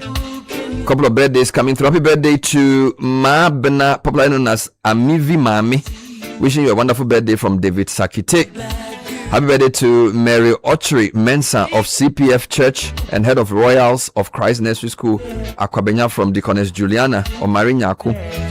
Congratulations to Francisco Martin Kofigo. You are the newly elected Okankwe North Communication Officer of the New Patriotic Party. So congratulations on that feat. So now you keep one eye on Liverpool, another eye on MPP. May the Lord help you. A few more coming through this morning on the Citi Breakfast Show. Happy birthday to my platoon commander Ismail Ibn Ibrahim, the deputy managing partner of Ali Nacha and Associates. Happy birthday. He should keep being amazing from his 2IC and the Ali Nacha and Associates team. Now, Ibn Charlie is a bearded man. Yeah, so this is Ali's Nacha's deputy MD. Happy birthday to you, Ibn Ibrahim. Happy birthday to Godwin Agbeshi Eche alias Efo Nature, coming in from your friend Jess Lord. May the Lord bless you and give you long life and good health.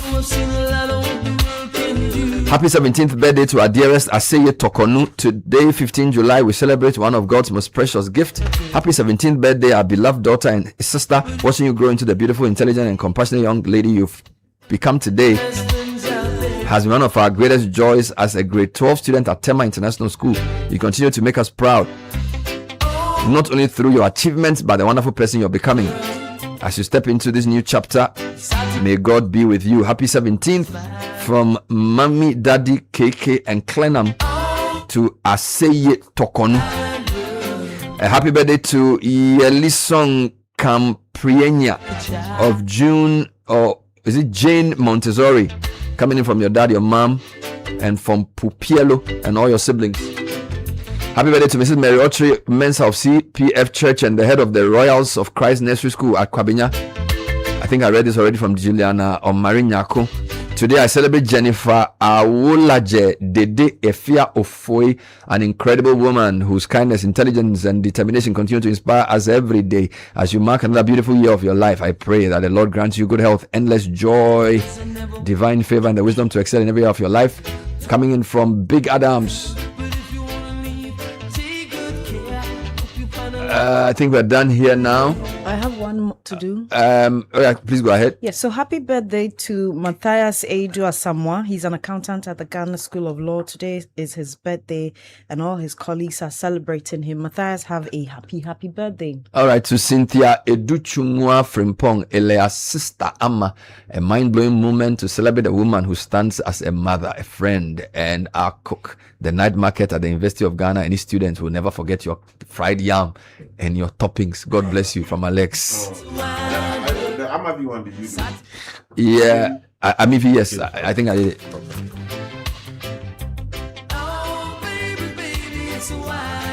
So lots of greetings coming through today, the 15th of July. All right, so we've been receiving letters from listeners, and we want to read some of them this morning. Before we do that, I want to remind our 11, 12, 13, 14, 15-year-olds that you have an opportunity to become a national star. It's called the Literacy Challenge 2026.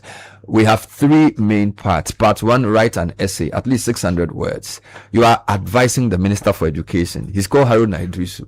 You can say, "Dear Minister," then you start advising him on how AI can be used to improve education in the country in a very effective way, particularly not neglecting rural and underserved communities. So you're acting as an education consultant and writing to the minister. We're going to pick the top 100 essays, and we're going to put you all in a room after we select you to do an aptitude test. When you're done, we'll pick the top 3 from each region to take part in a quiz competition on a regional basis. It's a big opportunity to show the investments parents have made in you and your own personal investments in your mind and your writing. It's called the Literacy Challenge 2026. It's reloaded. And we've also extended the date for submission of entries to the 30th of July. So you have 15 more days to crack your brain. Yeah, Rome was not built in a day, but you can write an essay in 2 weeks. We actually started this announcement on the 3rd of July. So you have had almost a month to put this together. Let me repeat the topic in not less than 600 words. Write a letter to the Minister for Education as a youth consultant, discussing the advantages and disadvantages of the use of artificial intelligence in education. Somebody on this program is an AI guru. So he will read some of the essays, he will mark, and he will come and adjudicate. Advice on how Ghana can effectively integrate AI into education or into basic schools to improve teaching and learning while ensuring that students in rural and underserved communities are not left behind. This is the Literacy Challenge 2026, and it's brought to you by Channel 1 Television and Citi FM. And our literacy ambassador on the show is called Francisca Kakra Forson. Yeah, man. And add something. Hey, you've bestowed the title of me. I have named you the literacy ambassador. Yeah, man. I think you've touched on all the points. If you're between 11 and 15 years, you have a wonderful opportunity to write about Sky's favorite subject and expertise area, which is AI. How AI can improve education, and how to do this without leaving out rural and underserved communities. And this is just the first stage, but you stand a chance of winning 10,000 Ghana cedis, a laptop, and also being a national star. Like you said, you're going to get national recognition for some great work you've done with your mind. I tell you. Yes. And the next stages will be the aptitude test, and then what happens thereafter. There's a selection of 3 champions for every region. I tell you. And then that will be narrowed down to an overall winner. So, and I think that if you pass through every stage, if you get to experience all of that, all the stages, the writing, the testing, the quizzes, okay, because the 3 regional groups is going to be a quiz. So let's say Central is going to meet another region, Greater Accra, etc. That's going to provide you with a rich experience as a young person. You're going to meet people from other regions who are going to tell you about the regions they live in, what it's like to be there. You're going to meet people from all walks of life and sharing your experiences. That's how you build yourself as a young person. You get to build character and you get to learn about people. I think it's a great experience. I'm looking at my age and I'm like, if I could take 20 something years off. I was thinking something this past few days about which of my 4 decades and a few years I remember. I distinctly remember age 10 because I went to Vacation Bible School at Medina, VBS 91. They gave us a folder. That was the first time I had a file, and my brother used like a felt pen to design my name on it, VBS 91. So I remember 1991. We used to do it at Medina #1 school. My kids are on vacation. I'm thinking of sending them to VBS. And I'm wondering what I'm doing for them that when they are in their 50s, they'll remember. Because some of the things that happened in my childhood, I don't remember. But I distinctly remember we used to walk from our house to Medina #1 park. And when we finished, we play football and all walk back as a group. A lot of my friends now are doing different things. So I remember 1991. Indeed. So sometimes doing such things. So if you do something at 11 or 12, you will remember for the rest of your life. And participating in something like this is memorable. I'll tell you, when I was in my first or second year at the university, I participated in a similar thing, an essay competition. And I'm in my late 30s and I still remember. You still remember? I remember. Did you win? Yes, I won. I won and represented Ghana. Hey! Oh, I've said this thing severally. Don't do that. There were 2 of us. He has also represented Ghana. Exactly. It's a memorable. You are sitting here representing Ghana. To be before you. Oh, you are represented Ghana. Yes, we're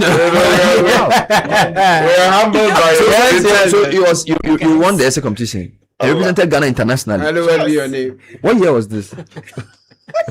People must know it well. They are before Christmas. Yes, 2007. But the point is, guys, is that this creates an opportunity for you to experience something that will be memorable, and you will carry it for the rest of your life. Wow. Yeah. I know. So I remember VBS 91 at Medina. I remember Geneva, ITU Geneva 2007. But you were a teenager. No, I was in my early 20s. Oh, then you were mature. You won something when you were a kid. Yes, this was when I was 18. It was a speaking competition. Yes, this was the Young Debaters Contest. So you win the national one and then you do the international public speaking competition. So that was my first time in the plane, bro. I enjoyed the experience. So what did you do with our childhood? That you was about to take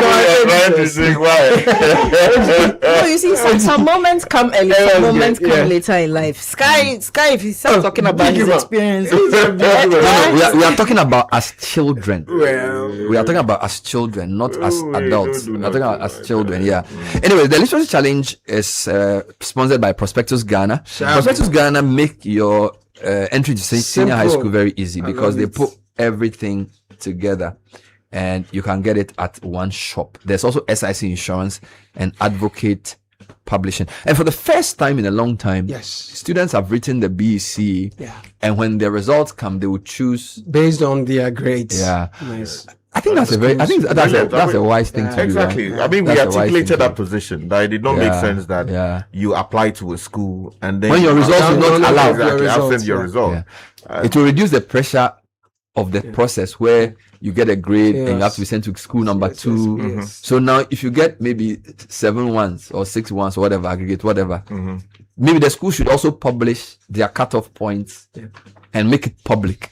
So we know who qualifies where easily. But the concern that would not be addressed, and I hope that they're thinking around it, is the fear that because you have A star students going to a particular school, they are less likely to have other students joining them from weaker, maybe less endowed schools and all. Where their best results might be 12, Exactly. 15. No, but they What don't. they They might have have this. to They have do the quota. They have this to allow 15 for a quota. for less endowed schools. Exactly. Not. They have a certain percentage of admissions that they have reserved for people from a locality. I think the previous administration started it. Yeah, because that I think has it's to be- 15 or 20% or something. Yeah, because some people are limited by where they are from.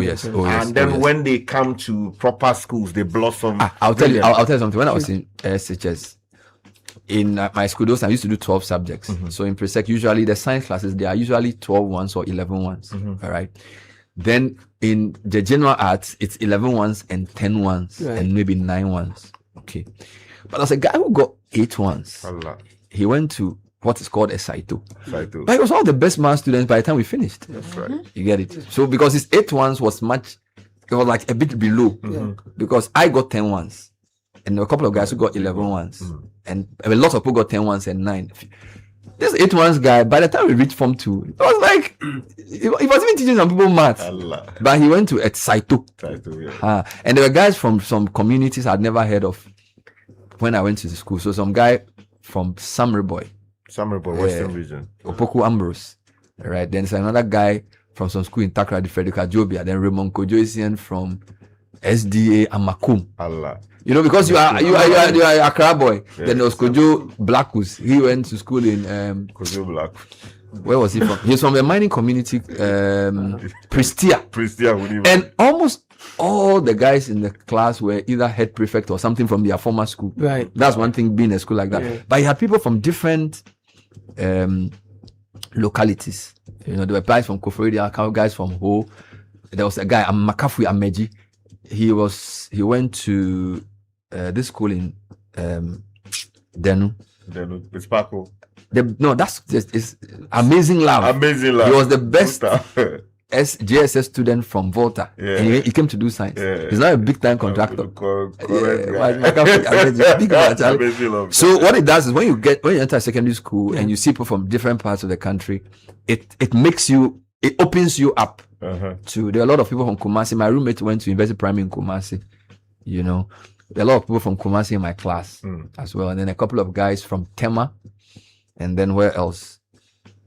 Yeah.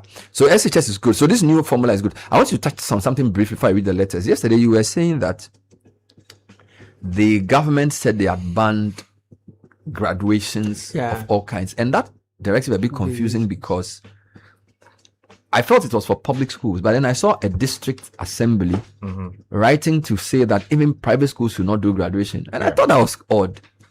I mean, why should schools not do graduation? What's the if GES is saying that for some particular reason they don't want public schools to do some kinds of graduation, I can get it. But I mean, why should you ban graduations?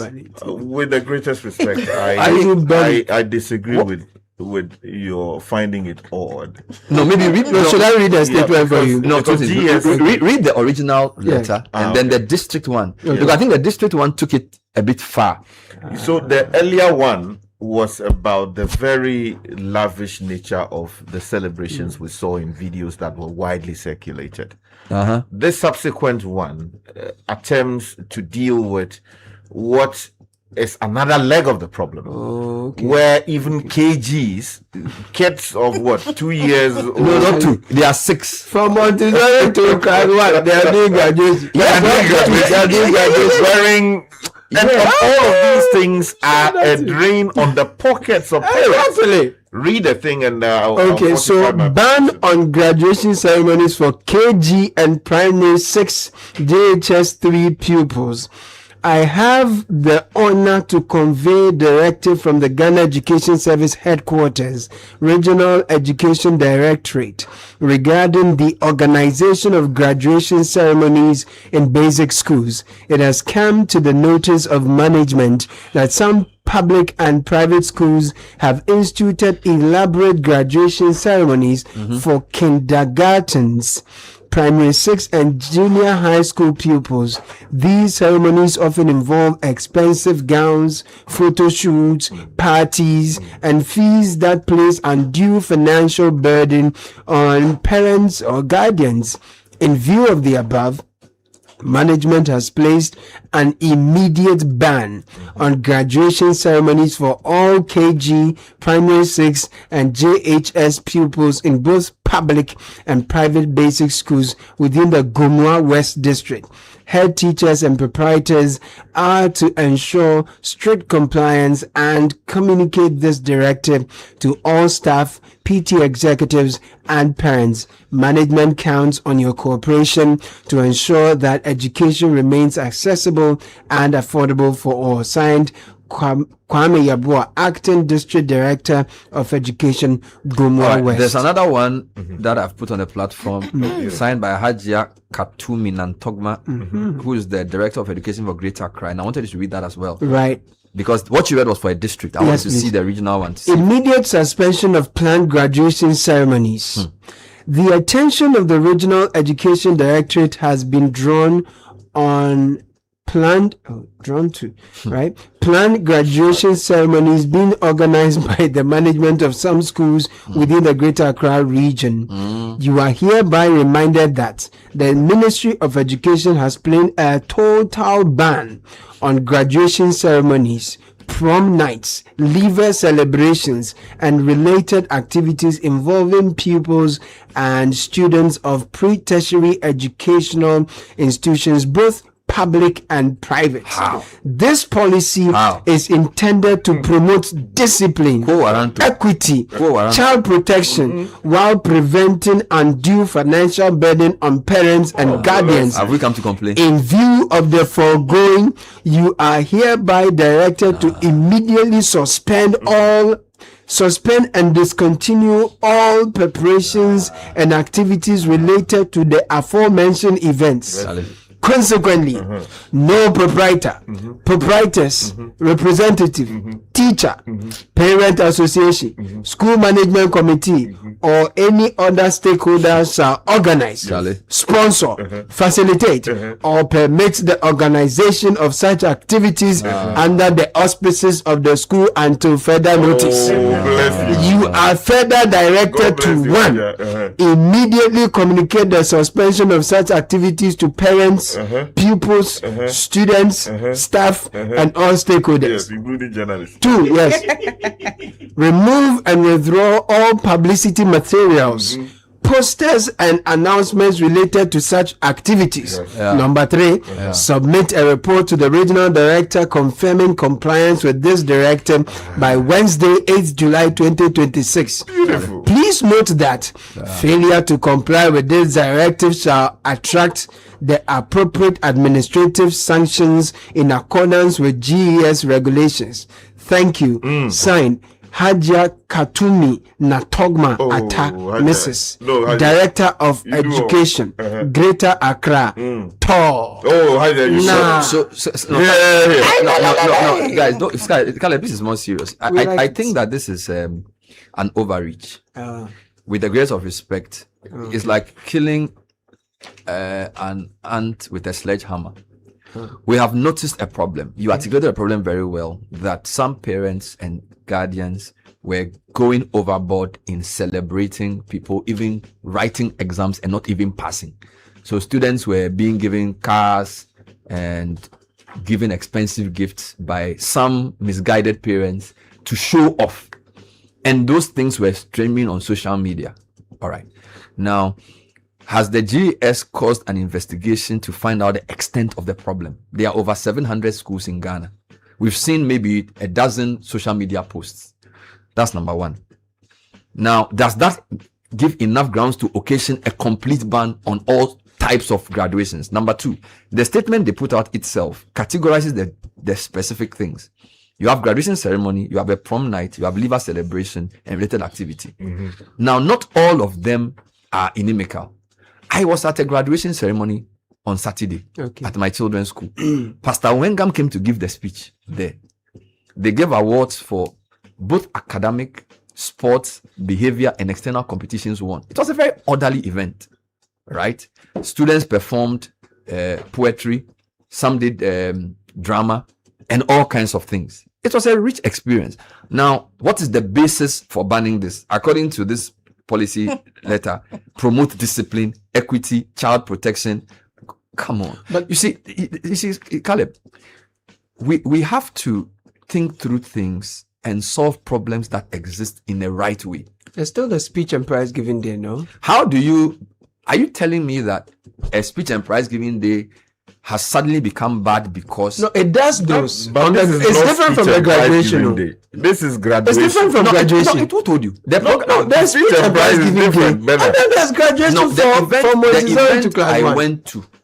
It was called graduation and speech but day. That's one event you went to. I went to two. Exactly. Graduation and speech. So we can deal with the event I went to. They graduated people from grade 6.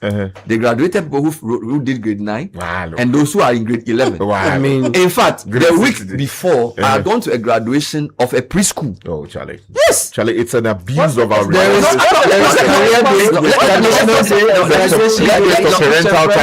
Let's take it one by one. Let's take it one by one. Let's take it one by one. You are saying that the ban applies to graduations, and I'm saying that in some schools it's one event. Number two, what problem are you solving with this blanket ban? If you say that there is errant over celebration, over exuberant celebration, they have articulated that in their statement, their policy directive.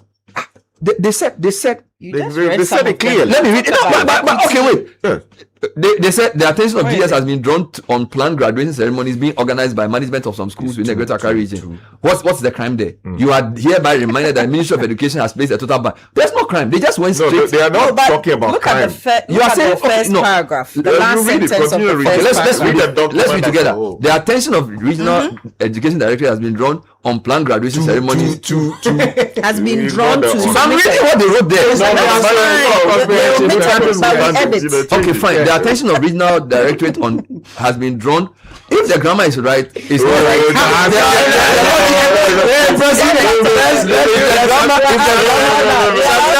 If the grammar is not right, then nothing can be right. The attention of the Regional Directorate of the whatever has been drawn to. I'm editing it now. Planned graduation ceremonies being organized by the management of some schools in the Greater Accra region. Full stop. There's no paragraph that says this is inimical, this is illegal. They just go to you are hereby reminded that the Ministry of Education has placed a total ban on graduation ceremonies, prom nights, leaver celebration, and related activities involving pupils and students of pre-tertiary education institutions, public and private. Full stop. This policy is meant to promote discipline. Come on. There is equity, child protection, while preventing undue financial burden on parents and guardians. No, let's take it one by one. Okay. How do you establish that a graduation makes people indisciplined? You have over 700 secondary schools. You haven't added JSSs.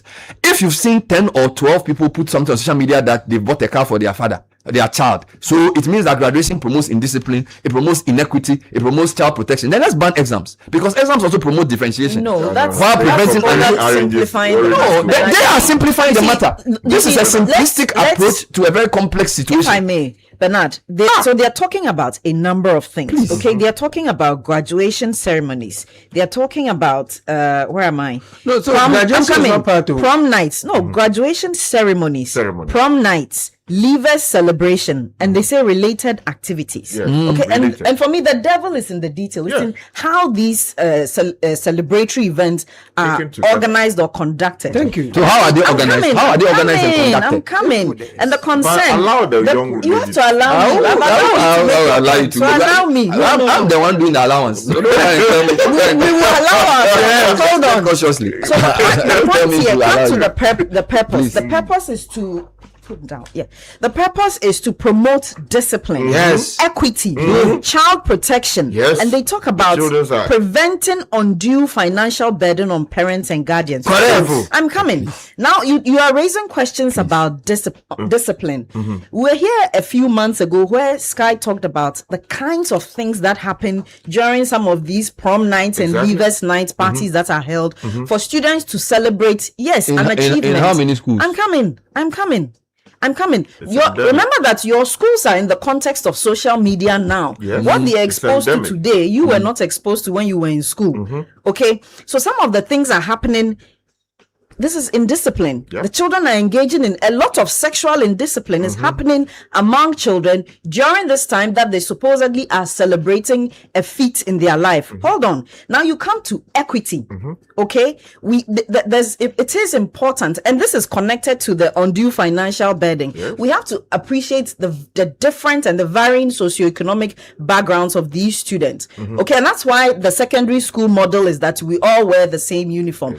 These things are important in how even the students will treat themselves. If you allow one student to bring a Mercedes, to drive a Mercedes Benz, wear some Ferragamo suit, and you allow somebody to wear something simple, there's going to be a lot of discrimination even among the students. Teachers will participate in that discrimination. You're going to have students treated better. The whole essence of that education space is merit. It's a meritocracy. Your brains, your talents have to put you ahead, not the material things that you bring. And these things, we see them at their highest during these graduation ceremonies, these prom nights and leavers, what have you. Now these ceremonies come with things. You have to get a gown, you pay for it, you have to do photography, you have to pay for the food that will be served, catering. And they're saying that it can in some circumstances be undue financial burden for the parents. Remember that not all the parents of the children in that school are coming from the same socioeconomic background. You have a message here that says, my brother's daughter is to pay 400 Ghana cedis for her graduation from basic 6 to JHS. And you yourself mentioned preschool graduation. Somebody who is the preschool, they are how old? They are 6 years. So if you've done kindergarten and graduation, and there's career day aside. Is that so much? We're not saying don't celebrate, but is that so much of a big feat that it has to cost you all that money? I'm coming. Bernard, let me land. There's career day where parents are investing. You are mixing minutes. Hold on. There's career day where parents are investing in all sorts of outfits for children. You see, the whole schooling space was supposed to create a certain model where the entire focus is on the academic and extracurricular, your talents. Okay, and in that space, merit is what matters. The most talented, the most brilliant student, not the lavish that you display. And that you see, I agree that the statements from the ministry may be, it mixes up too many things. It mixes up because you see, but there's a real concern that they are trying to solve. It doesn't. Fair enough. I understand the way you've explained the problem. I'm saying that the fact that they mix up graduation, prom, and the night leavers celebration, these things don't happen in many schools. In fact, in the example we just have a speech day stroke graduation. It's a speech day ceremony. People wear gown. They don't do any prom, anything. So what I'm saying is that when we saw the excesses on social media, maybe they should have gone to find the real extent of the problem and which schools were doing this type of thing. Do you understand? Because there are some parents who spend a lot of money on their kids and want to see them at the end of the term celebrate their hard work. Go and but do they that also in the misguided house. Parents and go and do that in the house. If you want to, their children. No. There's also that. You see, the discipline is not exacerbated by a graduation. If you say indiscipline, if you say you are banning proms or you are banning associated graduation events, I get it. A graduation is a simple event. You get it? So what I'm saying that you are mixing, they've mixed the thing to create it. And I'm saying that is when you're trying to solve a problem, understand its manifestation, but don't. It's a very lazy way of saying we've banned all at once for all schools across the whole country. I think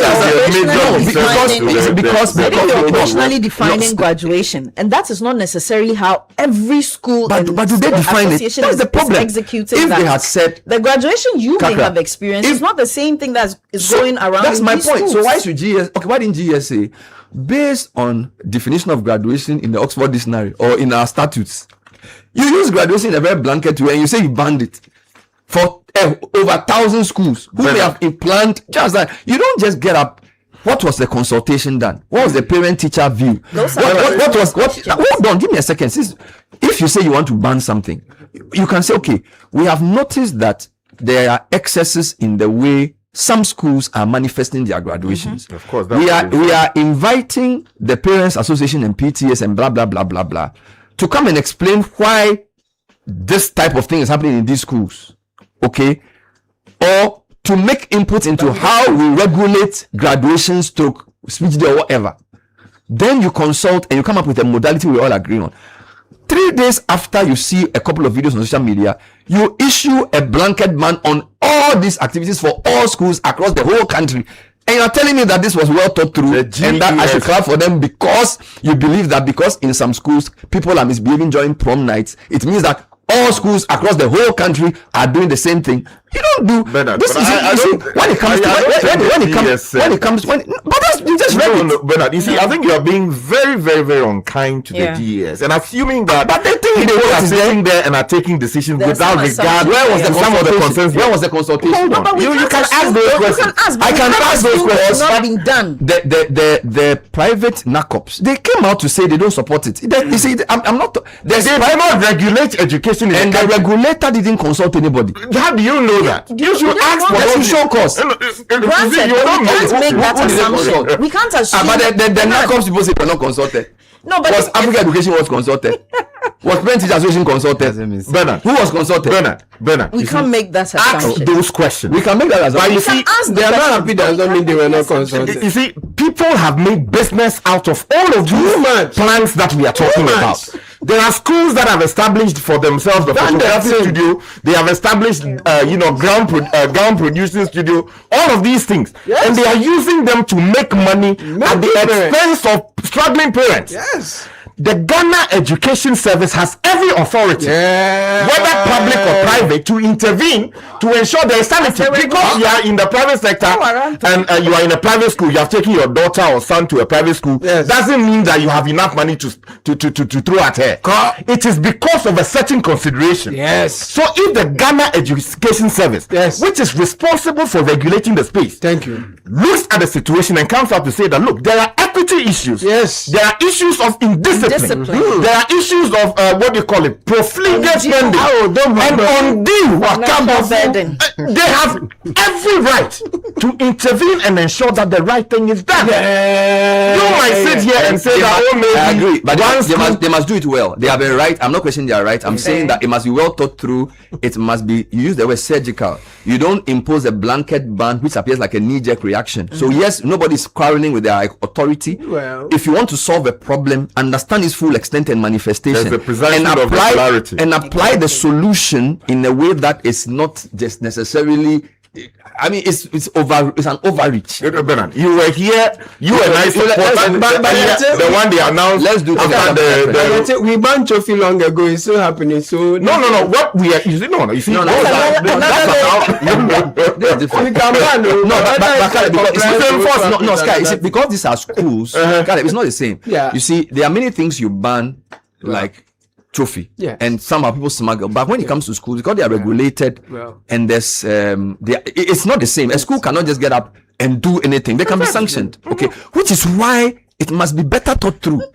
How many countries do you go in this world today where people are busy doing all kinds of graduation for kids who don't even understand what it means to graduate from school, all kinds of extracurricular and all of these things because we don't have money, we don't have use for money. A 6-year-old boy in the graduation for KG I went read a 2 and he recited a 2.5 page speech. You can do that on speech day. You can do that. They were always doing that. You are the one. It didn't come with all of these things. What's the difference between speech and graduation? Don't put graduate on speech day. But that's why it's in the how these events are conducted. Edwin, please come and save us from this argument. It's been an interesting conversation, but obviously it's one that will continue over the next few days, maybe weeks. But let's ban it. In fact, if they need a law serve, I will write the law for them. Okay, so let's start with what has been difficult last couple of months for ZPay, who have been a behemoth in the electronic money transfer space in Ghana. But the latest we've heard is that the Bank of Ghana has withdrawn or revoked their dedicated electronic money issuer license.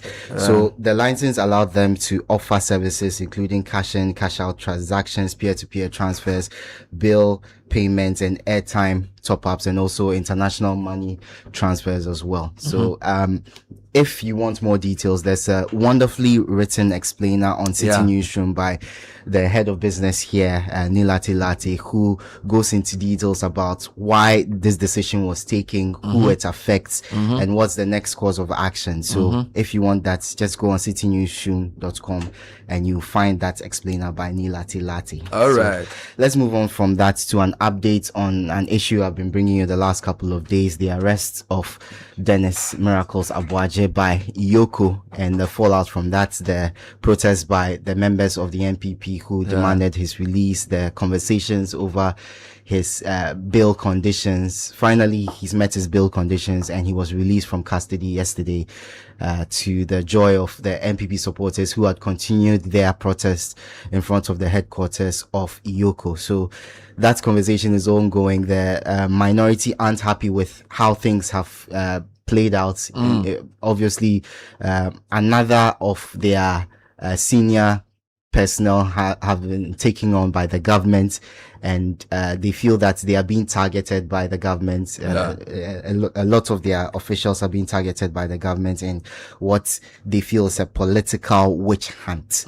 So he's been released finally custody. Yes. Now let's move to the FIFA World Cup. Last night's match has gained a lot of attention. First of all, because Spain are into the final of the World Cup, their first World Cup final since 2010 when they won it. And they go into it as European champions as well. So it's a chance to emulate that squad who won the World Cup. And we need to add European England and Argentina together to play one. I tell you, Messi and Jude Bellingham must play the same team if they want to stop this playing team. So a number of players trending from the match. First of all, Kukurea, who was great at back. Sold by Chelsea to Real Madrid. Who wanted a player in the Spanish team at the World Cup. So they managed to get that. For the first time, Real Madrid was going to be without a team in the Spanish team. Yeah, so he was magnificent. But also the French players who didn't perform as well. Olise, Dembele, Digne, whose reckless tackle in the first half destroyed everything for France because it put them on the back foot very early in the game. So everybody trending in that game. Later tonight, we have the second semi-final between England and Argentina, who have a lot of history at the World Cup. Yes, 86. Politically, Hand of God versus 86. We saw two of the most memorable goals in World Cup history, scored by one person, Diego Maradona. And the English want some measure of revenge today. But the stats prove that even though Argentina are in this stage of the competition, they actually don't do a lot of work, a lot of running in games. They actually cover the least. They are playing lazy football. Yes, they cover the least. The least ground of the teams in the semi-final, but they have the best passing accuracy, the most through balls, because they have one of the best passers in the world in football history in Lionel Messi. But the English have an advantage in the fact that they cross a lot. Their crossing accuracy is pretty good. They have the most shots from headers in the tournament, and Argentina's aerial defense is not the best. It's actually the weakest of the four teams. So on paper, England are favorites.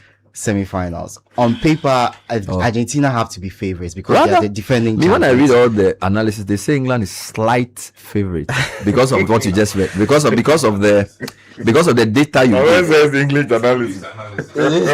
No, this is the analysis. The analysis is not an English platform. But the subplot is that the two countries went to war in the past over an island called Malvinas, so Falkland Islands. So the British call it Falkland Islands, the Argentines call it Malvinas, and that has always been at the backdrop of their rivalry. So it probably gives an extra edge. So today, the Daily Telegraph said, Hurricane says Lionel Messi is a Hollywood star footballer and that he will show him something. Who said that? Daily Telegraph is quoting something that Harry Kane supposedly said. They are raising their back. You know, who do you tip to win? I mean, look, honestly, my heart goes with England. But where does your mind go? Charlie, Messi. Messi is a miracle. Messi is something else. Messi is something just one split pass there. Everybody, you may be defending the team. So, I'm like you. My heart is for England, but I think Argentina, FIFA wants them to go to the finals. Something will happen. Well, the match kicks off at 7 p.m. We have live commentary on radio on Citi FM from 7 p.m. Discussions before the game, an hour before the game. We also have the live coverage of the game on Channel 1 TV from 7 p.m. Wow. So you can tune in. Big match. Both platforms and our social media but platforms. Which will be a better final? Spain, England, or Spain, Argentina? I think Spain, England will be a better final. Will be a better final. A more talked about final. This one. Commercially, I think it's going to be. England have a lot of buzz around them. Yes, they have a lot of buzz around them. But Messi, Argentina, the people they have flogged the whole of the US. To have two Spanish-speaking teams in the final too could be some way. So to also have two European-speaking teams is also for some people an issue. It's true, Charlie. Well, okay, so we're done. Hold on. So I just wanted to find out, Black Queens didn't trend because Black Queens are doing some amazing stuff. Yes, they beat Ivory Coast. Yes, there's a lot going on in the women's game. That's they have been a tough group, princesses. Even the maidens as well. So women's football has been talked about over the weekend. Commendable, and I was hoping that it would trend because they beat Ivory Coast and they're going to face. That was 1-0, and they're going to face the Super Falcons of If Nigeria. you had continued the talent, if you had continued the talent God gave you, me, have you been a coach of the team by now? You are sitting here discussing graduation. But by now, a schemer like you, a whole number 6. With all congratulations to Black Queens. Please carry on. So let me take congratulations to them. We celebrate them for their achievement and we hope that they will perform by now on the international Coach stage. Kakra Forson. Coachito. Yeah. They hear they discuss. Let me take you to the US for my final trending story and also the tech news. But unfortunate incident involving the shooting of a 26-year-old Colombian, Juan Sebastian Guerrero, by ICE agents. Oh Lord. Yes. Lord. He was shot in his car. Yes, dragged out of his car in front of his daughter. Shot in his car? Yeah, shot in his vehicle. For what crime? Well, he wasn't the target of the operation, but yes. Was it an accident? No, I think he was told to get out of his vehicle, stop his vehicle and get out. And he didn't immediately. Did he understand the instruction? So when you were there, did you see ICE? No, I didn't. I were dodging. But I was warned that if I went out alone, probably the police would be called on me because every time you go accompanied. Yes, I have to go everywhere accompanied because then everyone knows everyone in the neighborhood. And they don't know you. They don't know me. So if they see me out alone walking the streets, I might get I walking sometimes it's a concern, you know. Yeah. I mean, you lose your way, you go to a neighbor whose house you were not supposed to be. They can fire at you. I mean, we've seen reports of that.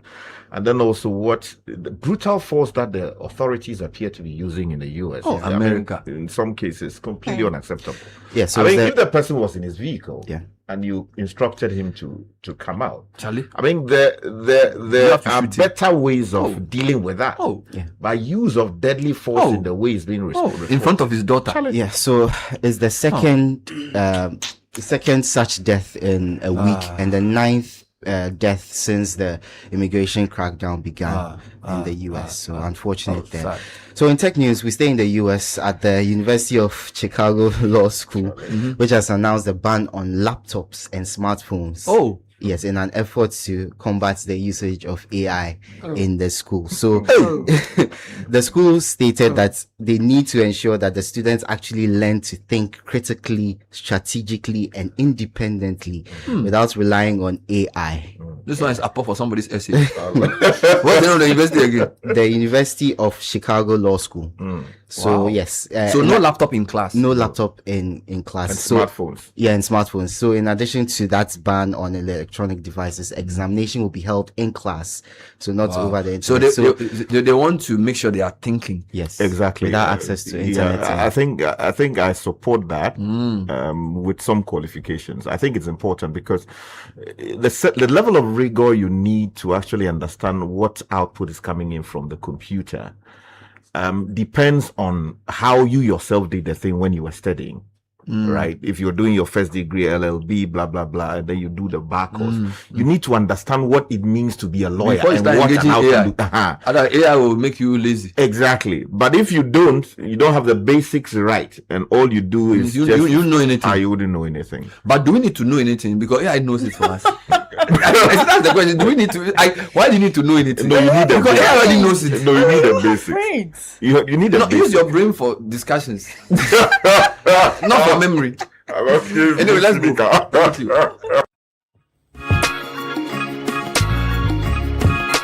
There are many reasons to connect, and it's all to put smiles on the faces of those you love. Daddy, thanks for the tea cash, okay? I love you. That's my daughter, Angela. Meba kojo. Nyami sure why. Tea cash naba. No papa ina dawasi. Caring for my parents, that's my duty. I also get to pay my utility bills easily with Telecel Cash. And to the suppliers at my shop, Hello, sir. LSL cash payment received right on time. Thank you. I get to make them smile because I can pay to my suppliers' merchant numbers, even on other networks directly. My dear ones, we keep the connection stronger when our family, friends, and business relations are happy. Live on cash, enjoy convenience, and make those who matter smile when you send them money with Telecel Cash. Telecel, connecting energies.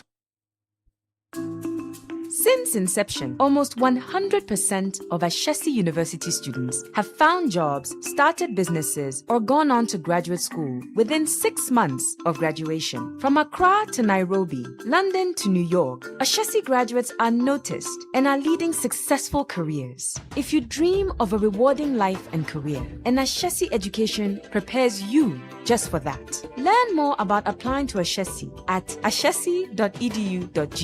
Remember, admission is ongoing.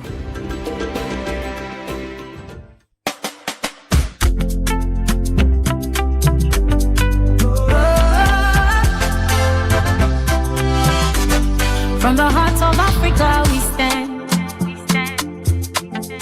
building dreams across the land. Every step we did your side, helping you rise, taking you higher. Strong as a group, close as a partner. Bank of Africa lifting you higher. African Bank with global reach. BOA make your future glow. Strong as a group, close as a partner. Bank of Africa lifting you higher. African Bank with global reach. BOA make your future glow. BOA, we go there for you night and day. Strong as a group, close as a partner. Bank of Africa lifting you higher. Remember shit that your mama made for home church, all of and watch it. Back to school with Kenke. It's here, come chop today. Did this shit to home and taste? Did this shit to home and taste? Did this shit to home and taste? Did this shit to home and taste? Onion, ginger, garlic blend, flavor you there. Pepper, shrimp, and fish inside. If you're no preservative, just herbs and spice. Natural we taste, spicy we eat. Did this shit to home and taste? Corner, chew it taste. Mango, it's your choice to make. Spicy taste like mama made. Did this shit to home and taste? Did this shit to home and taste? Did this shit to home and taste? Did this shit to home and taste?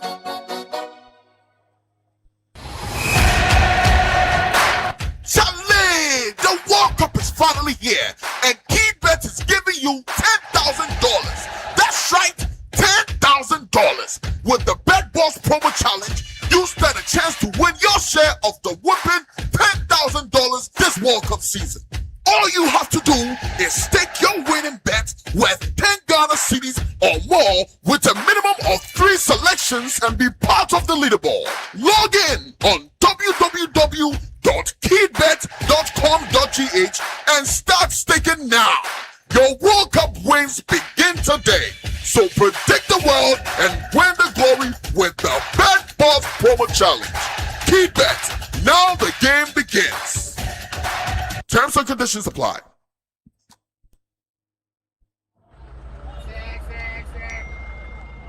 Charlie, notifications. Oh, hey, you make hot pass. Charlie, some small momo loan where I take.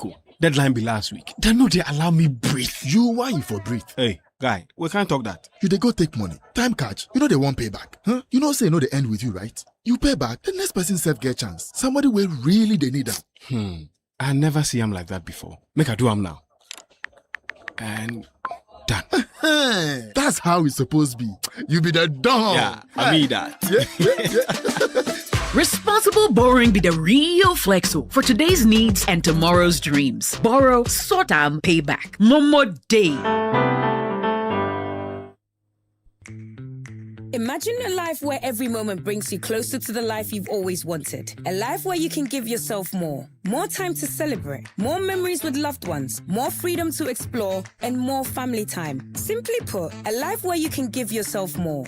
With G-Money, setting and tracking your financial goals is easier than ever, helping you stay in control of your finances while living on your terms. Make instant payments to keep celebration seamless, top up airtime in a tap, stay connected on every journey, receive remittances straight into your wallet, and effortlessly manage finances to keep time with loved ones and important things sacred.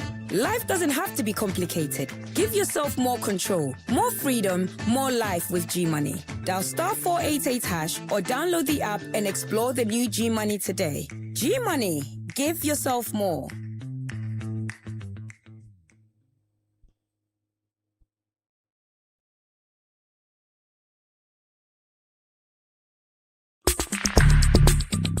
Join the conversation on the Citi Breakfast Show on Facebook at facebook.com/Citi97.3, Twitter at twitter.com/Citi973, and Instagram at instagram.com/Citi973 with the hashtag CitiCBS.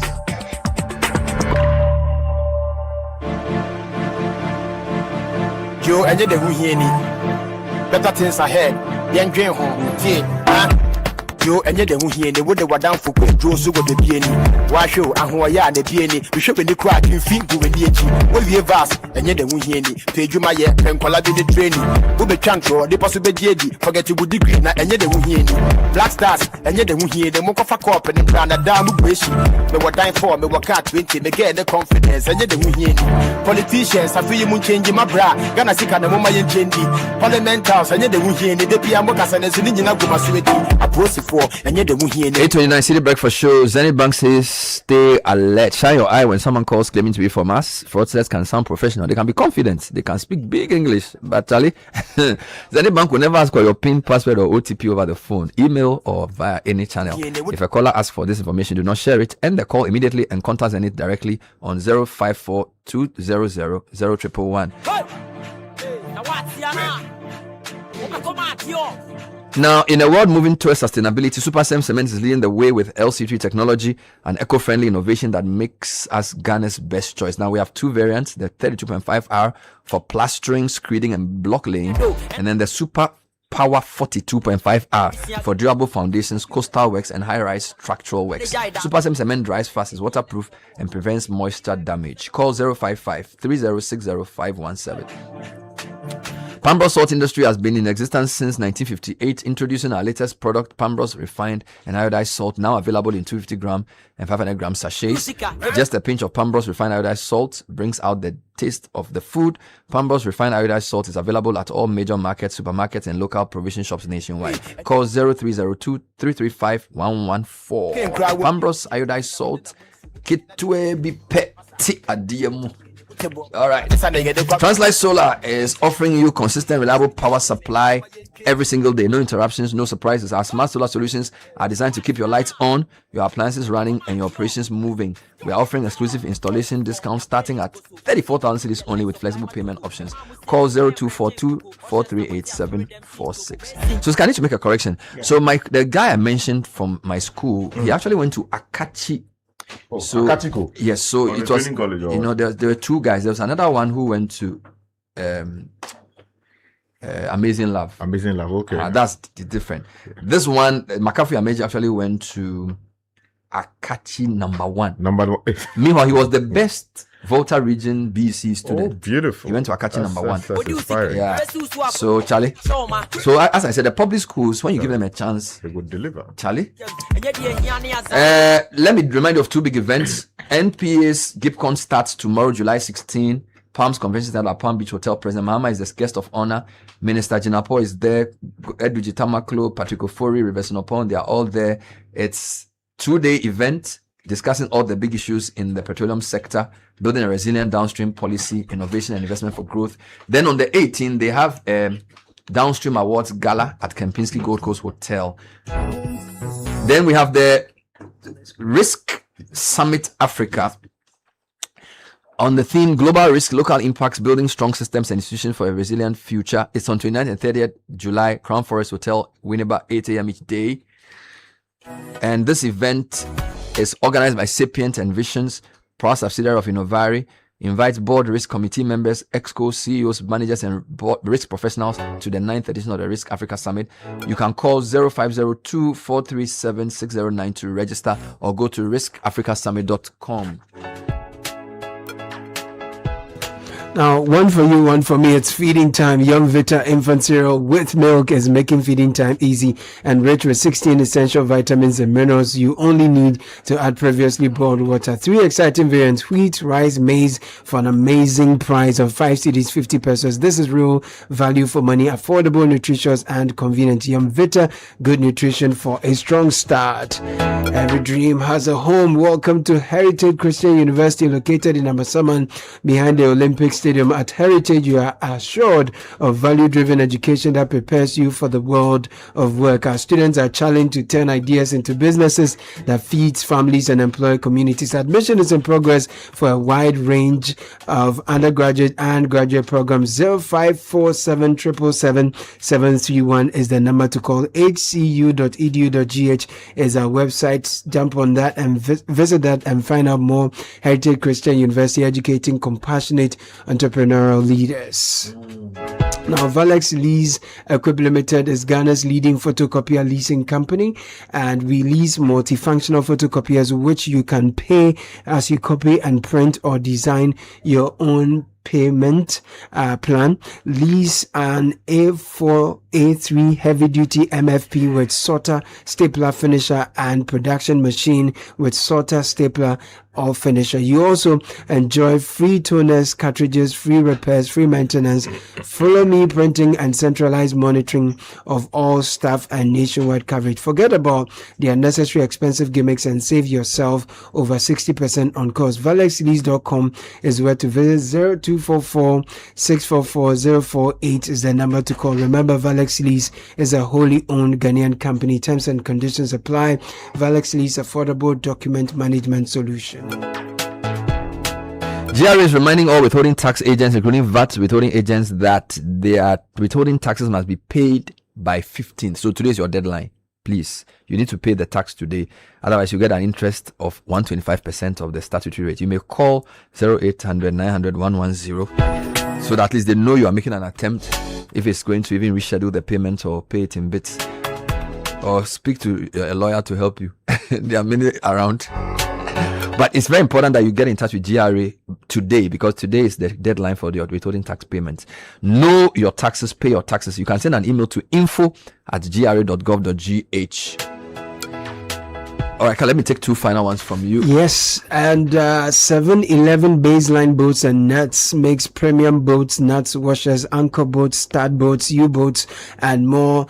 And they are manufactured right here in Ghana. If you're in the construction, mining, manufacturing, or oil and gas industry, you appreciate these better. They provide advanced coating and surface treatment solutions, including PTFE, epoxy coatings, and several others within those areas. So call today 0557 126 501 for more. 7-Eleven baseline boats and nuts, made in Ghana, made faster, made stronger. And in a world where your power never fails, imagine a world where your power never fails, your data is always secure, and your business never stops. That's the world Left Signature Limited is building every single day. From expert electrical engineering services to cutting-edge renewable energy solutions like solar and microgrids, Left Signature keeps your world powered and protected. And our data center and cloud services ensure maximum uptime, seamless connectivity, and strong disaster recovery, so your business never misses a beat. We also deliver custom applications, ERP systems, AI-powered solutions designed to boost productivity and drive growth. Download LEP Power app from the Play Store, App Store, or access the web version. 0256 111 811 is the number to call. leftsignature.com is where to visit. Left Signature Limited, driving progress through technology and engineering.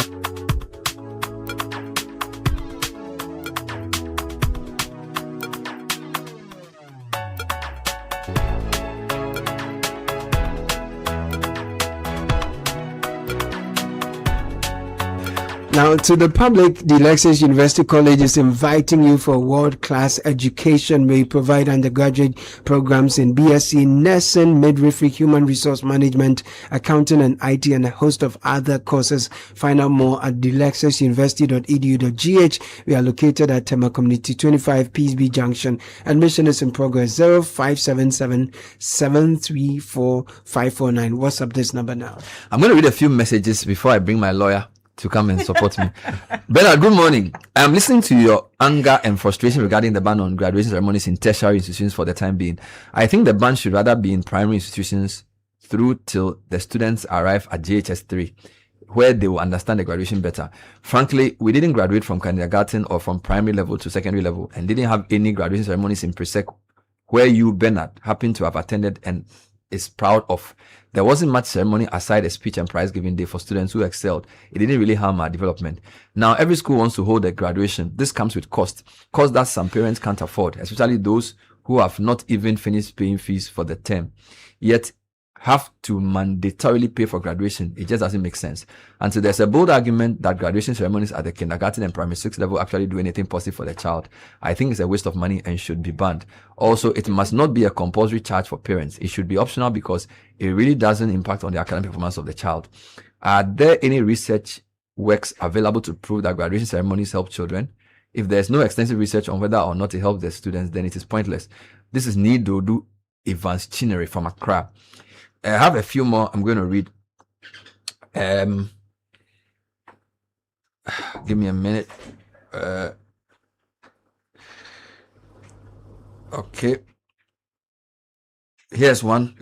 It's surprising the position of Sky, especially in view of past arguments defending rights of private citizens and institutions. GS has a right, but surely engagement with the schools to ensure self-regulation should have been the first logical step. This is from Divine. Bernard, I agree with you. My kids attend North Real Lyceum. The Form 3s did their graduation 2 weeks ago. It was very beautiful.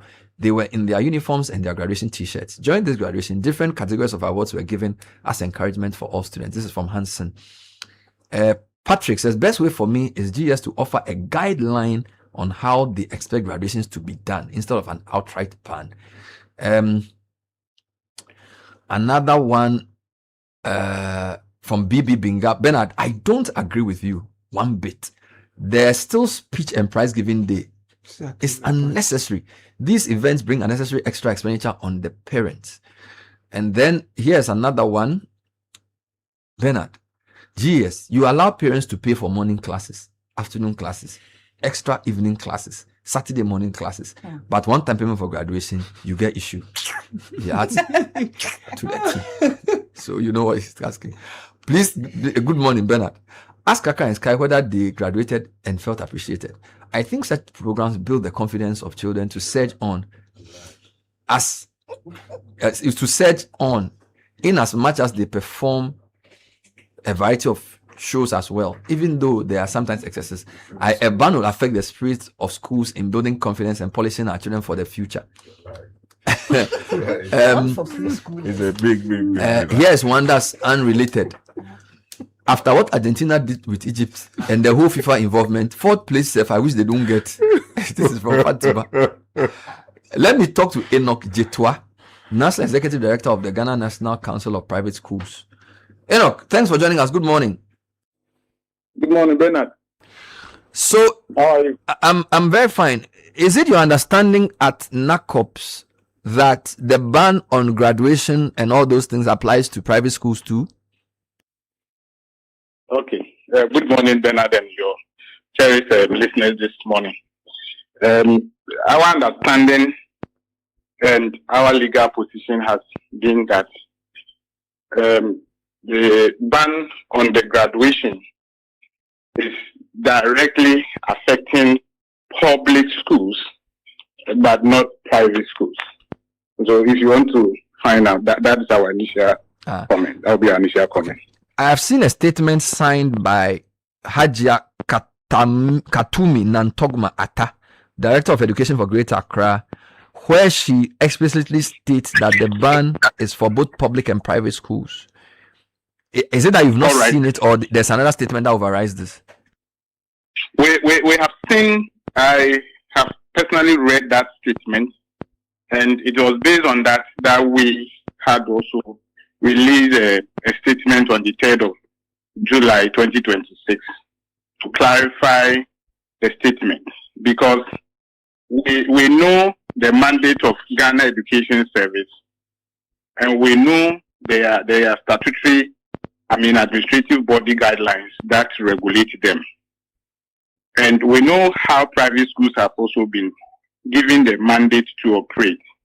The Ghana Education Service, as we speak now, is not the administrative body that regulates education, the entire education in Ghana based on law. We are talking about the Pre-Tertiary Education Act at 1049, which has established statutory organizations that has mandate to practice or give directives. And as an administrative body, you don't extend your mandate to areas where you don't have jurisdiction to control. And so when we saw that communique, we were quick to respond to that. And so we have shared our response to the ministry, and from 3rd to June, from 3rd July up to date, we have not received any counter or further clarification from the ministry. So as we speak now, private schools are ongoing, celebrating their the graduation ceremonies in a harmonious environment and with accordance with directives issued by the Council for the Private Schools. So from your understanding of the law that set up GES and on the law that allows private schools to be set up, GES is not the regulator of private school operations. So yes. So if the GES insists that the graduations be banned, what are you going to do? Are you just going to defy it? It's not like we are going to defy it. It's like they don't have the mandate. You can't go to someone's house and be dictating to the person what the person should cook for their children and all that. Hitherto, whether there has not been any challenge in that space. For the avoidance of our doubt and also for educational purposes, let me put this thing over there that we have been under the Ghana Education Service since 1992 till 2020. And so in 2020, the mandate of Ghana Education Service was split into two, into implementation mandates captured in the Pre-Tertiary Education Act, and then the regulatory mandate being given to National Teaching Council, the National Schools Inspectorate Authority, and NACA to perform different activities in terms of curriculum, in terms of day-to-day inspection of schools given to NASIA, and teacher professionalism given to NTC. So private schools, we were part of GES board previously, the governing council. But because we were taken away from Ghana Education Service, we were ceased to have a seat with the governing council. But now, as we speak now, we have a seat at NASIA, National Schools Inspectorate Authority, and NTC, which I represent the private schools on that board. And so we don't have anything to do with, let's say, Ghana Education Service in terms of implementation of their activity. They are solely for grammar education in the public schools. And even within the public schools, those who are in the technical side have been given to the CVET service. And so when we are talking about Ghana Education Service, we should not be quick to assume that they are the sole custodian of educational implementers in Ghana. Right. That is not so. Fair enough. As we speak now. So I understand your point. Let me come to the substance of the ban. So yes, you are not going to adhere to the directive because it doesn't apply to you. But let's, for sake of argument, look at what they are saying. They are saying that these graduations, prom nights, and associated activities are inimical to discipline, equity, child protection, and also impose undue financial burden on parents and guardians. So let's take that argument. What do you make of that? Is there some merit in it? That is in the interest of the public. Now, we private schools have been in this space, and even graduation can be attributed greatly to the baby understanding of private education in Ghana. And we don't just do that. It is just that some of the public schools were copycatting private schools and they didn't copy well. And so that is where these issues have come out. Over 50 years in operation as private educational institution in Ghana, we have been graduating our students. We have been having fanfare activities that also serve us as a better platform for educational exhibitions and all that, which is also part of education. And we do so with close consultation with parents and also a perfect understanding of whatever we are doing. There hasn't been any occasion in the private schools where there is a graduation where parents are flamboyantly displaying cash and car and other things which have resulted to that. And if you even read the communique that came from the ministry's press, it was directly to the Ghana Education Service Director General to ensure that such activities within the public schools are brought to an end.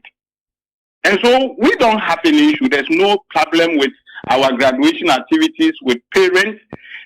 Parents have not complained that they are facing any financial challenges to that effect.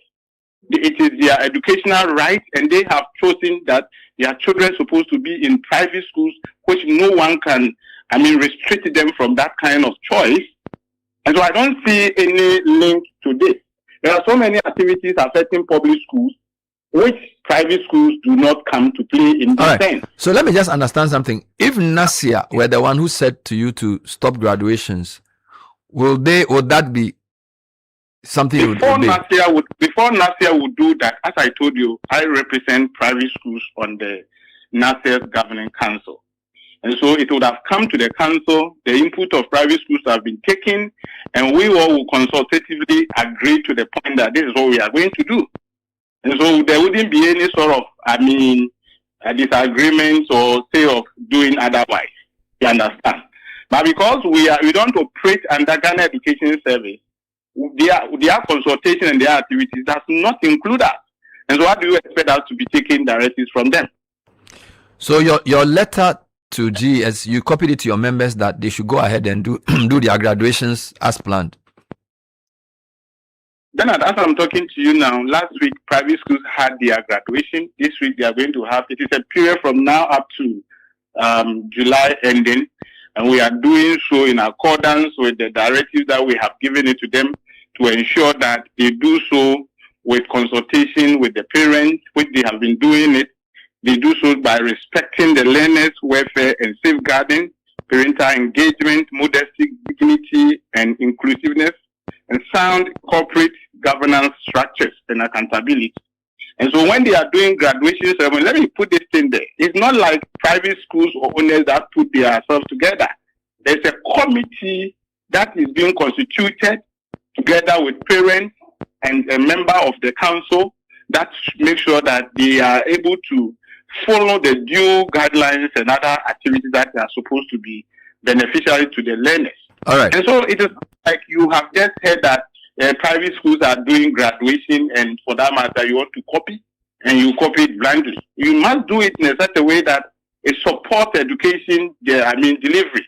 And so when you do that, and there are issues on that, it's better for you to accept it rather than to extend your jurisdictions and your administrative powers to areas where you don't have. When you do that, it's the usurpation of powers. All right. And we will not allow you to be able to do that. Thank you, Enoch Jetua. He's the National Executive Director for the Ghana National Council of Private Schools. A lot of people are sharing on this. I think it's a very popular topic. I didn't even know it was that serious. So you have half of the people. For example, yes, one long one. Toby, good morning. I'm listening to you guys. I think the graduation ban policy has deeper implications for Ghanaian society than we may initially appreciate. While the intention may be to reduce excesses, we should also be careful not to discourage the culture of recognizing and celebrating achievement. If children are not taught to appreciate milestones, we shouldn't be surprised when later in life some seek excessive public recognition after becoming ministers or public officials. As you always say, in large jurisdictions, they hold graduation recognition ceremonies at every educational level, not because every stage is a major academic accomplishment, but because they serve as a motivation. The key is to standardize them and keep them modest. They also teach children that even small efforts deserve appreciation and encouragement, which can inspire them to aim even higher. We can't throw away the baby with the bathwater. Caleb, read a few more comments quickly for me. So, good morning, CBS team. I support Bernard. You cannot throw the dirty water and the baby away. The GES should think through this, because this decision could discourage children from appreciating small efforts. It should be standardized some way. Somehow, but definitely not a ban. Sounds very similar to what we just read. To other comments, please, let's support the system to ban the graduation ceremony in our basic schools completely. Even as we speak, while other schools around my vicinity are paying less than 400 Ghana cedis for the graduation, my daughter at the basic 6 is paying 600 cedis, while her younger brother, who is not graduating, is paying 150 for just food and snacks. After all, we are convincing my daughter not to take part, especially even as we are taking her to a different school. Graduation must be banned. Thank you and good morning. Matthew Lacius Dagasenda from Community 25. Good morning, CBS team. For the first time, I disagree with Bernard and surprisingly agree with Sky. I'm shocked at Bernard's argument. Okay, so the ban is on point. Maybe they should change the name to transition. Not graduation. Not graduation. Wisdom sent this from Kaswa. All right, so there's a lot of comments on this. So, Samuel, what do you think? I feel like the GS, the state interview I just had has even created a bit more confusion, because the statement of GS said public and private schools. Now, the private schools are saying they are not part. GS national? Yes. No. The GS I read was Greater Accra. Yeah, that's the point. That's the question I was asking. No, GS. That's not coming from GS National. And the reference that the gentleman was making was to national. So as far as the organization is concerned, there are limits to how far GS can, if you like, control the way they conduct themselves. The thing is, again, as a country, we have the binary approach to processing some of these things. So it's either 0 or 1. If it's not 0, it has to be 1. If it's we versus them kind of thing. But I think at times, as you said, that we need to be more thorough in thinking through some of these things. There's no rocket science. It creates opportunities for informed choices. You see a school that does kindergarten graduation, you think it's too expensive, don't go there. That's all. Choose another school that doesn't do it. It's as simple as that. Now, if you see yourself as the regulator, what you want to do is to influence how it is done. Okay, find a means to bring in the very elements of educational structuring, so that if you influence how it is done, you can isolate the issues and say that, okay, when once you do this, it compromises the statutes in our books. Complete ban I don't think it will solve anything. No. There are more pressing issues within our educational institutions. Oh. Issues of discipline, which the Ghana Education Service has turned a blind eye to in our secondary schools. Students are misbehaving, conducting themselves, but school heads are unable to punish because Ghana Education Service say don't punish. Or if you want to punish, come and ask permission from us through your district director and then through the regional director before it comes to us. Then we'll tell you how to punish. By which time the children would have completed school. So there are clear and present danger that we have to deal with. The issue of graduation, I think, is a choice issue. Oh, it's a choice issue. I don't like this graduation thing that they do. Okay, me as a person. So if I had children that age, I won't take them to schools that do that. But to ban it, as if you give them the money to set up the school. But would the ban for public schools be correct? Well, because the Ghana Education Service has a responsibility to the public schools regarding how they conduct themselves, and they also owe it to the public for public access to the schools. So anything that threatens access in terms of pricing, in terms of, they can come in. Imposing unnecessary charges. So what we have just done is, okay, this school, you are serving students food that is too expensive. So I am going to ban the serving of food, because when you serve expensive food, those who cannot afford, they will feel some way. So we have banned the serving of expensive food in schools. This is what they are telling us. So I'm just saying that let's go through the process. Let's correct when they go wrong. But I have banned it. It's not sustainable. For instance, I set up a school and I look at my community and I think that the art form and expressions during graduation ceremonies of this nature, or is it graduation? Yeah. Graduation ceremonies of this nature, how the children dress up, the whole performances and all these things, is a selling point. Because as an for the school, as an entrepreneur, maybe I have a performing arts background. Okay, I follow the lady, the actress who has a school. Yvonne Nelson. Okay. Yvonne Nelson. And I followed. I think last week or the week before, she had a similar thing where the other actress was a guest, special guest. Right. What's it? Why do I keep forgetting my friend? The dark one. No, the girl. We have, No. You are okay. No, what I'm saying is that. So look at Yvonne Nelson. Look at the other actress. What are their strongest points? Performing arts. Yes. So now, when you say you have banned it, what else is she selling? Yeah. So I'm saying that unless it flouts a fundamental statute in the education process, but just on the surface of it, let's ban it because it introduces inequality. There are other things that introduce inequality. Expensive food. When they go there, they give them fried rice. No. Jocelyn Duma is the name you want. Jocelyn was there. Yeah. You understand? Yes. So, and it was beautiful. So I'm just saying that we can keep addressing the excesses. Let me speak to Professor Peter Korte, who I believe is proprietor of a school, and on how he interprets what appears to be confusion, because the ban was clear in the statement I read for private and public schools. Now the NACOPS is saying that it doesn't apply to them. Prof, thanks for joining us. I know you're an educationist at the university level where you research and teach, but you also own a secondary school. What is your understanding of this ban on graduation? Does it apply to your school as well?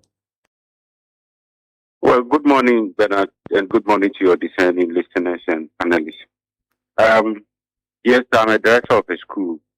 But then when the directive came as a surprise to me and to many of my colleagues, because we thought, despite some few aesthetics that are being created, we could curb this through directives rather than a ban, a complete ban, because one, schools use this platform to reach parents, to share with them activities for the year.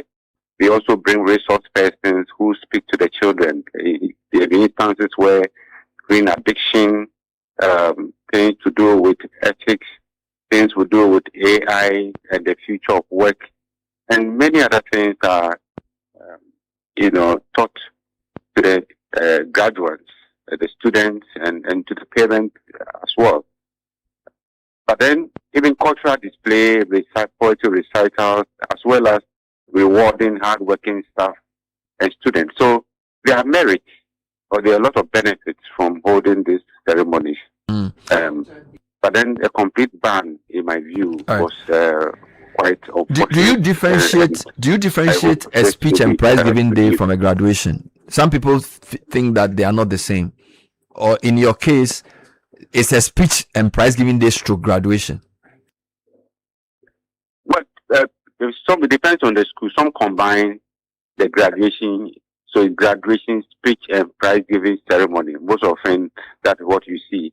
But others do speech and prize giving ceremonies. So it depends on the school and what they want to do.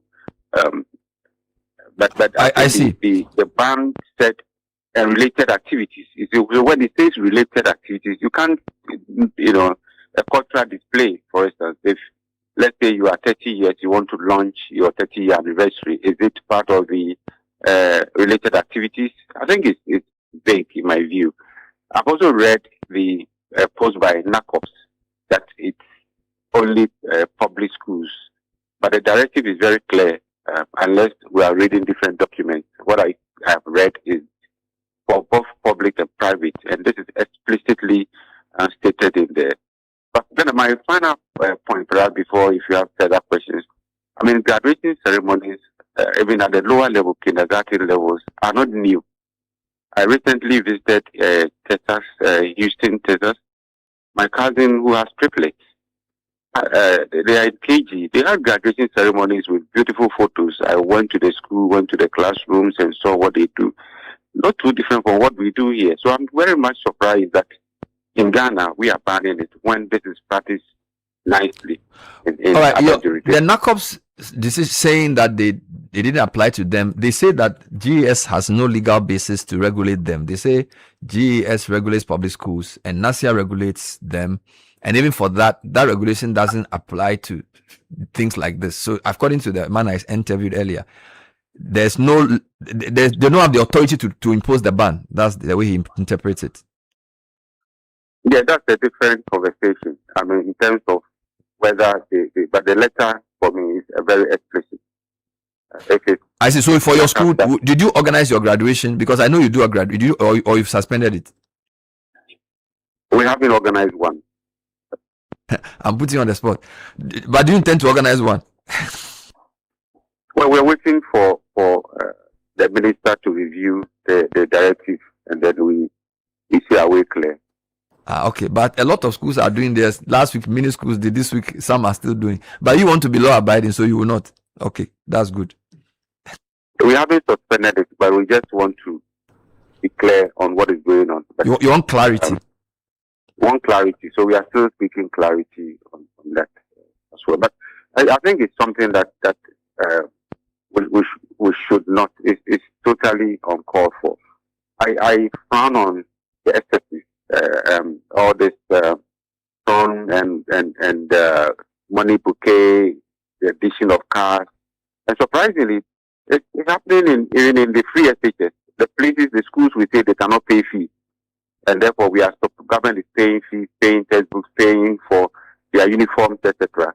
These are the places they drive vehicles and go and dash to their wards or children when they graduate. It's quite surprising. So it tells you that the policy itself needs to be relooked. If we say free, it should be totally free. Yeah. Let's do some means testing. Fair enough. Thank you, Professor Peter Quarty, who is proprietor of a school in Accra. Here's a comment from a professor of economics as one other one. He said, "Hey, my brothers, in the 60s and 70s and 80s, there was a form of graduation after Form 4. In the village, there was a day set aside by every school when leavers dress in kente, take pictures and go through the town to take handshakes and congratulations from the elderly. My father was a head teacher from the 60s, and I have series of pictures of those days to prove this. Okay. Thank you, Prof, for sending that.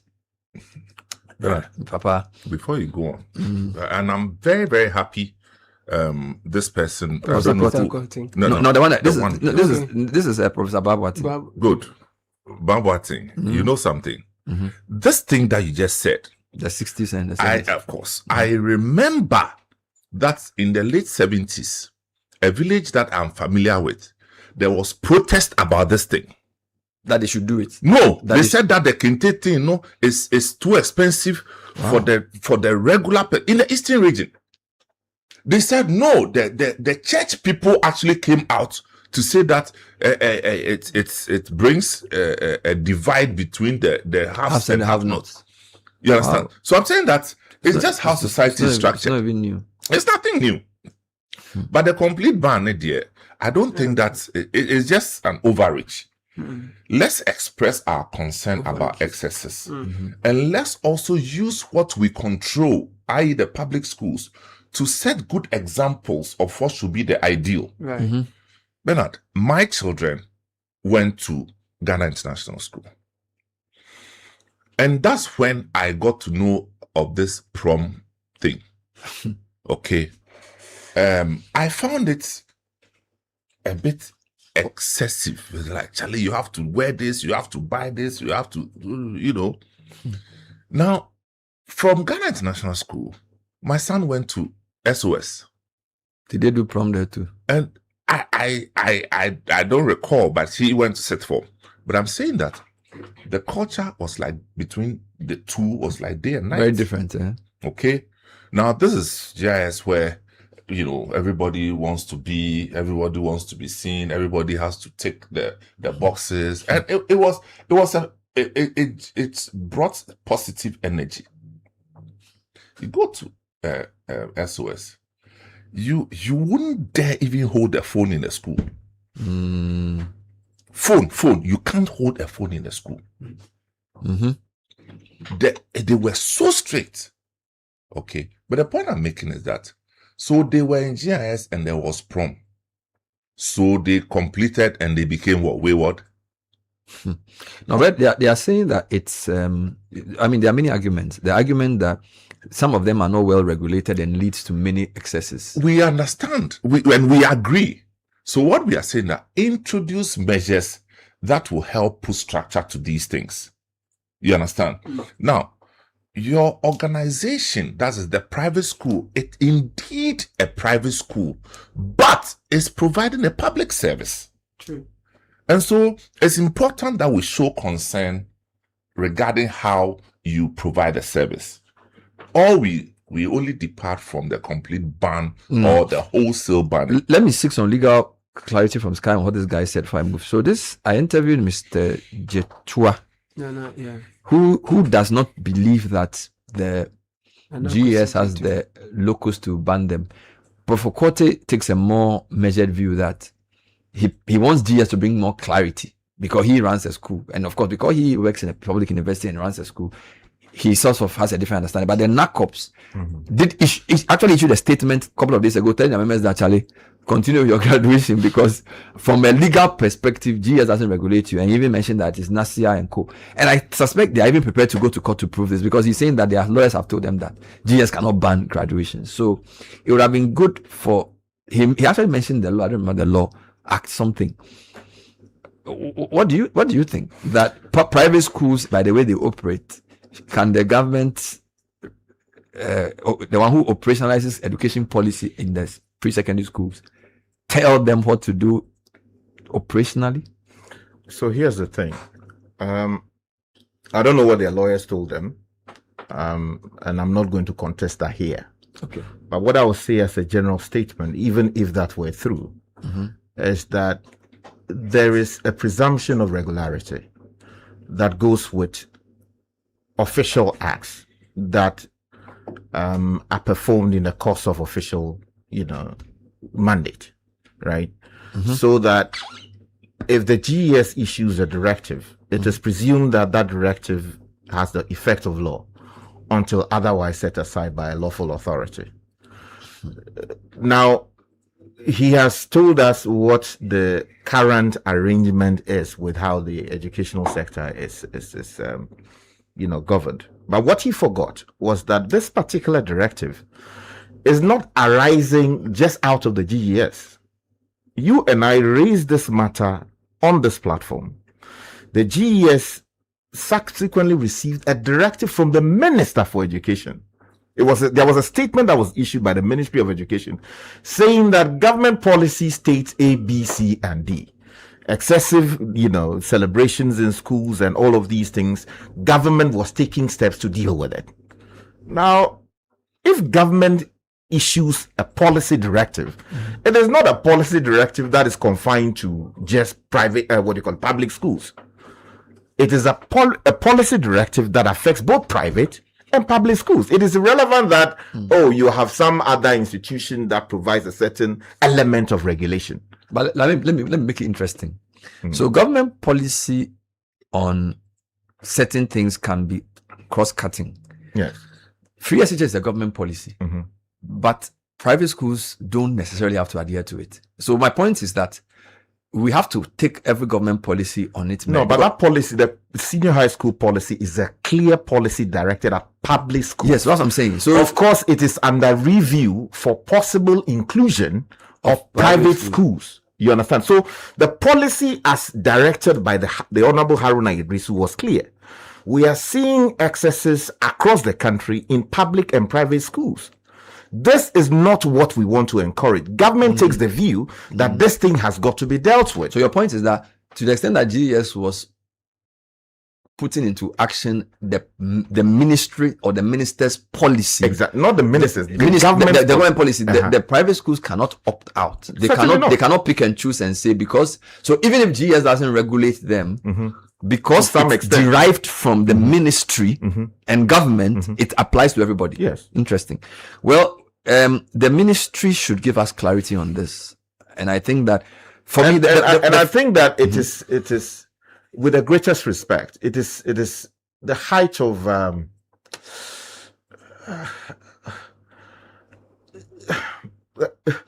want to moderate it. So use a moderate word.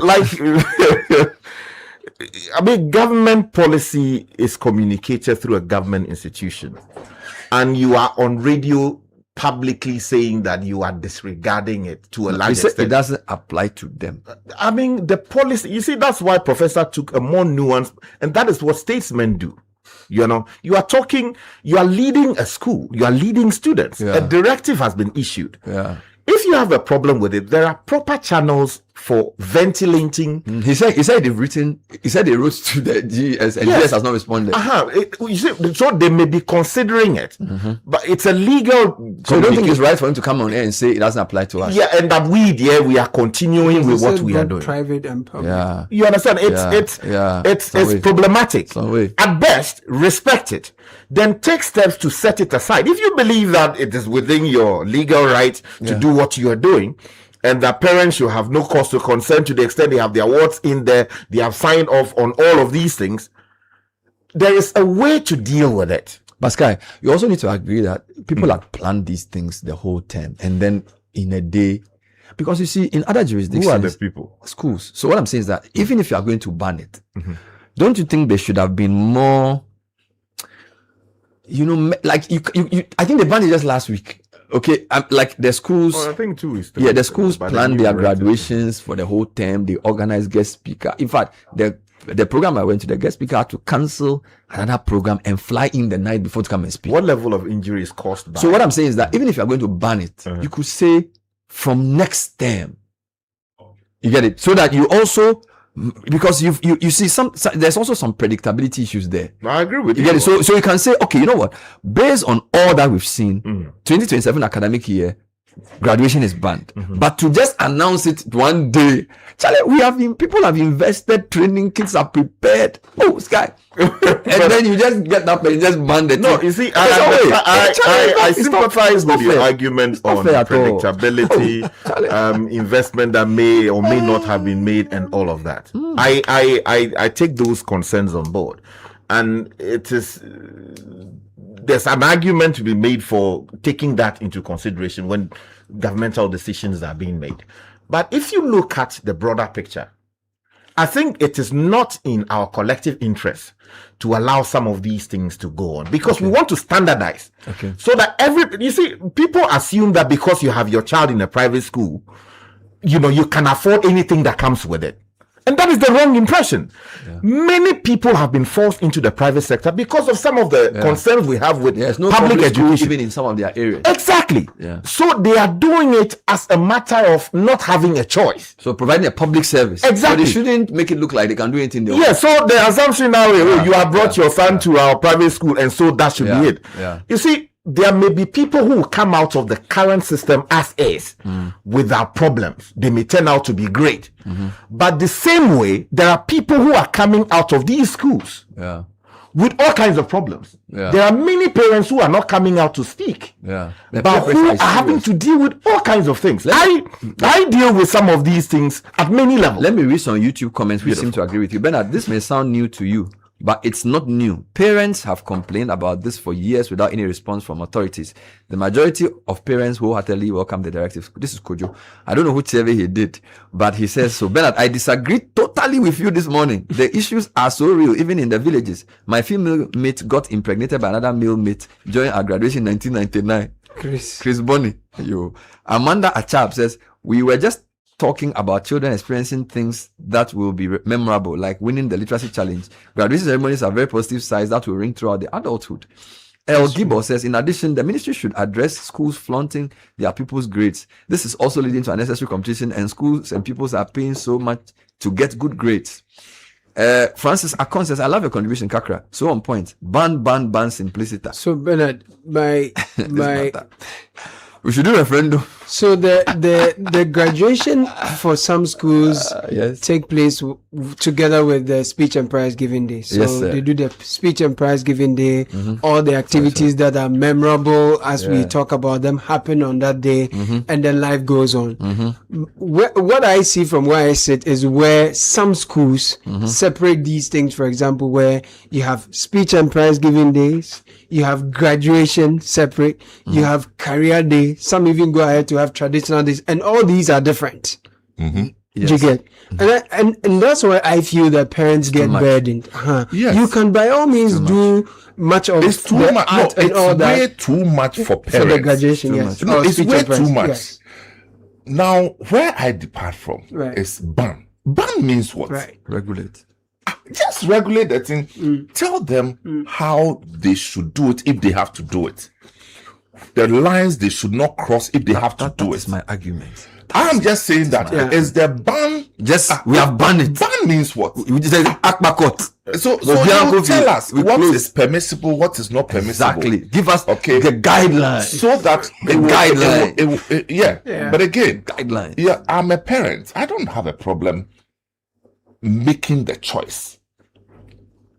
If this school is conducting themselves in a way that I believe is not, it doesn't serve a good interest for me, I'll take them to another school. You might have pressure from the kids too, that they insist they want to go to that it's same part school. of the mix. All the time you have pressure. You may well have a choice. No, I'm just saying, that's why I said me. Private schools. That's why I said me. But for the whole chain of my life, I have not always had a choice.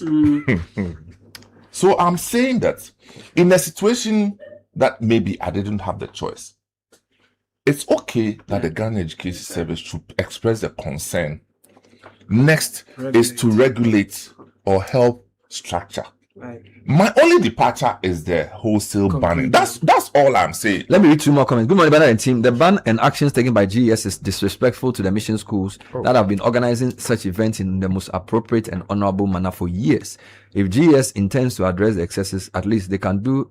The least they can do is to issue guidelines on how such events should be organized and how to handle schools and that do not follow. This is from Ojam. Yeah, read a few more the here. next Why? you see is that they say we have banned church services. We have banned. That's a very extreme position. No, that's what I am telling you. That if it's about banning, arbitrarily. Why do schools pick confident students for events like graduation while overlooking the timid ones? The point of school is to help shy students grow into confident public speakers. Okay, you didn't add your name. You have a completely different person altogether. Well, good morning, team. Community 11 complex school levied pupils 50 Ghana cedis from primary 1 to JHS2 to help graduating students. This is KK from TMA. Aloski, you are provoking some of us. As of what Abolo is sending this from home. Class 1 pupil is paying 700 Ghana cedis for graduation. My son will not attend the ceremony. Okay, good morning, team. I support the ban on graduation. I have to pay 1,200 Ghana cedis for my 5-year-old daughter graduating from KG to year 1. Dada P is not happy. He's writing from La Paz. Bernard and team, even simple days that we wear same uniforms as school shoes, water bottles, and school bags are used to show the level of social style and all. Okay, Bernard, I'm extremely happy with this directive from GES. The school charged us 1,500 cedis for graduation ceremony at a hotel for preschool. Year 9, 6, and 9. Imagine if you have children in each of these classes. The children have been conscientized and they are looking forward to it. Honestly, it's undue pressure and burden. Good morning, Bernard. I think that both you and Kakra have a point. Maybe GES can rather regulate how graduation should be conducted and give guidelines on do's and don'ts instead of an outright ban. Even though I still think graduation at some levels should be banned. Example, preschool, basic 6, etc. This is coming from Port Benedict. Thank you. Abokobi. Bernard, these graduations are not simple events. Schools are cashing in on these, but parents cannot complain because their children would not understand. Ajete Babasho send that from Oyarefa Gravel Pit. Good morning, Bernard. Oyarefa Gravel Pit. Oyarefa Gravel Pit. Say when you're in Italy. The name of the area is suspicious. We have to pay 1,000 cedis for graduation, pay for the graduation gown, and buy an outfit for the performance. While I can afford this, I know other parents in my wards class who may not be able to do so. Let's come up with a standard affordable option. Thank you, Bernard. I totally agree with you. Blanket ban is not the way to go. Regulate graduation or regular graduation ceremonies should not be stopped. They should be limited to certain levels. Please, is the speech and prize giving day also banned? We don't know. Kwejo send that from Tema. The directive should have been clear. Yeah, it didn't include speech and prize giving. This is about but you've been told that Peter quoted to you that some schools do it together. Yes. So it means the one I went on Saturday, it was a speech and graduation day. So it means that you can do the speech and prize giving day without the graduation. So wait, if I do speech and prize giving day, and I take the graduation out, how does it help you? But this? You see, you are just you see. Let's think through the thing and regulate it, because I'm doing speech day and graduation day. Now you're saying I should remove the graduation from the speech we have thought through it. Someone in this country, you haven't thought through it. People are earning 1,500 Ghana cedis a month. You are charging that parent 1,500 Ghana cedis because the 4-year-old, 5-year-old son is graduating. So regulate it. A certain regulate it. Don't ban it. You know, we talk about regulation as though you know when you when you are regulating a space with these guidelines you are talking about, you should develop the means and structures to be able to police it. That's why you are there. Oh no, but hold on. You and I know the difficulties that come with dealing with some of these things. So we cannot pretend easy ways to ban. Of course. I mean, which is to say that now they should choose the easy way out. So since when did governance become the easy way out? No, I mean, governance has never been easy. So you see, you do what you can. Do the hard way to be able to deal effectively. I've caught you in a corner. No, you have not. Go on. You are telling me that doing the regulation is not easy. No, you are proposing, let's issue guidelines, blah blah blah. And you agree? And I'm not agreeing with you. For even laws that government passes, they pass a law, they usually have guidelines, regulations. Yes, so it's normal. So you can, for me, it's a ban is the easy way out. It's like ban. It serves its purpose. Issue directives from a committee and tell us that excess fees should not be charged, prom nights discouraged, speech day, if people will wear gown, this is the maximum amount you can charge. Give us some guidelines so we all do it now. Effect. We have millions of schools, possibly or thousands, I may say. I hear you, Sky. We'll take a short break. There's a lot more when we come back. Stay with us. Citi Breakfast Show, the city's biggest conversation. Your attention, please. Flight C8 has been delayed. Again. Madam, can you please point me to the water fountain? And please watch my back and phone whilst I'm gone. You can be a traveler with infinite worries. Hello, Mr. Anand. Your lounge access is ready and your seat is warm. Or you can be a traveler with infinite privileges. Champagne, sir? Hey, Regine, order drink. Choose EcoBank's infinite privileges with an EcoBank Visa Infinite card. Access airport lounges worldwide, fast-track services, best-in-class daily limits, and enjoy other exclusive travel and lifestyle benefits. Infinite privileges await. EcoBank, the Pan-African Bank.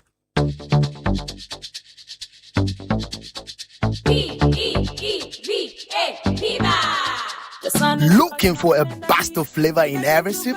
Discover the refreshing taste of Piva beverages. Enjoy the classic Piva Cola flavor, perfect fit anytime. How about a fruity adventure? Try our delightful Piva orange fruit drink packed with recognized citrus flavor. Craving something exotic? Our Piva cocktail fruit drink brings the tropics to you. For a sweet and juicy treat, grab our grapefruit drink and don't miss out on the refreshing Piva Tangerine fruit drink, bursting with tangerine flavor. Piva Cola, Piva Orange, Piva Cocktail, Piva Grape, Piva Tangerine. Grab yours today. Available now at your local store. Call us on 055-00-322-31. Piva, a taste you love. This advert is FDA approved. P for Piva.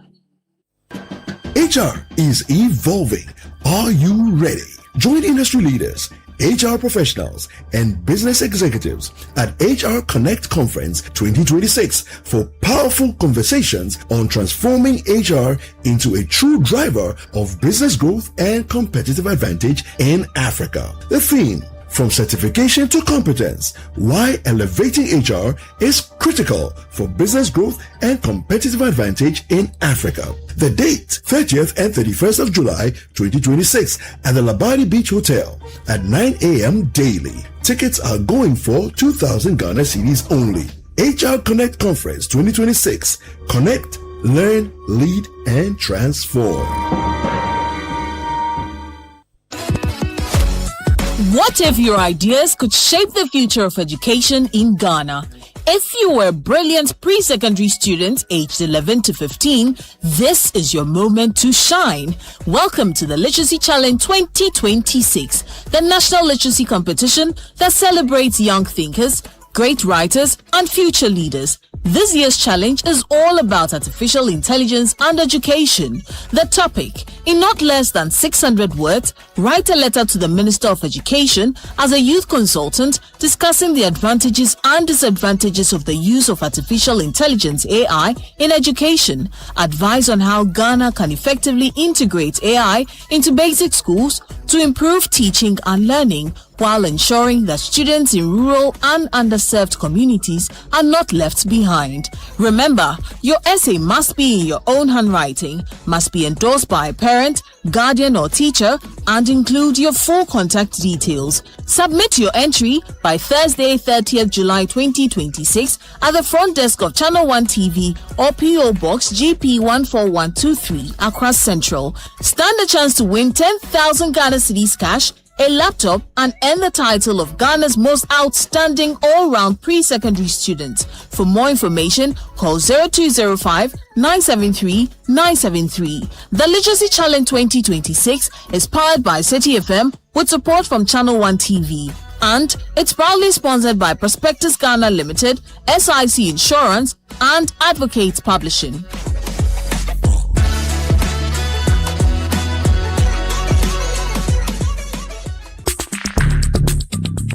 Join the conversation on the Citi Breakfast Show on Facebook at facebook.com/Citi97.3, Twitter at twitter.com/Citi973, and Instagram at instagram.com/Citi973 with the hashtag CitiCBS. This is the Citi Breakfast Show, the city's biggest conversation.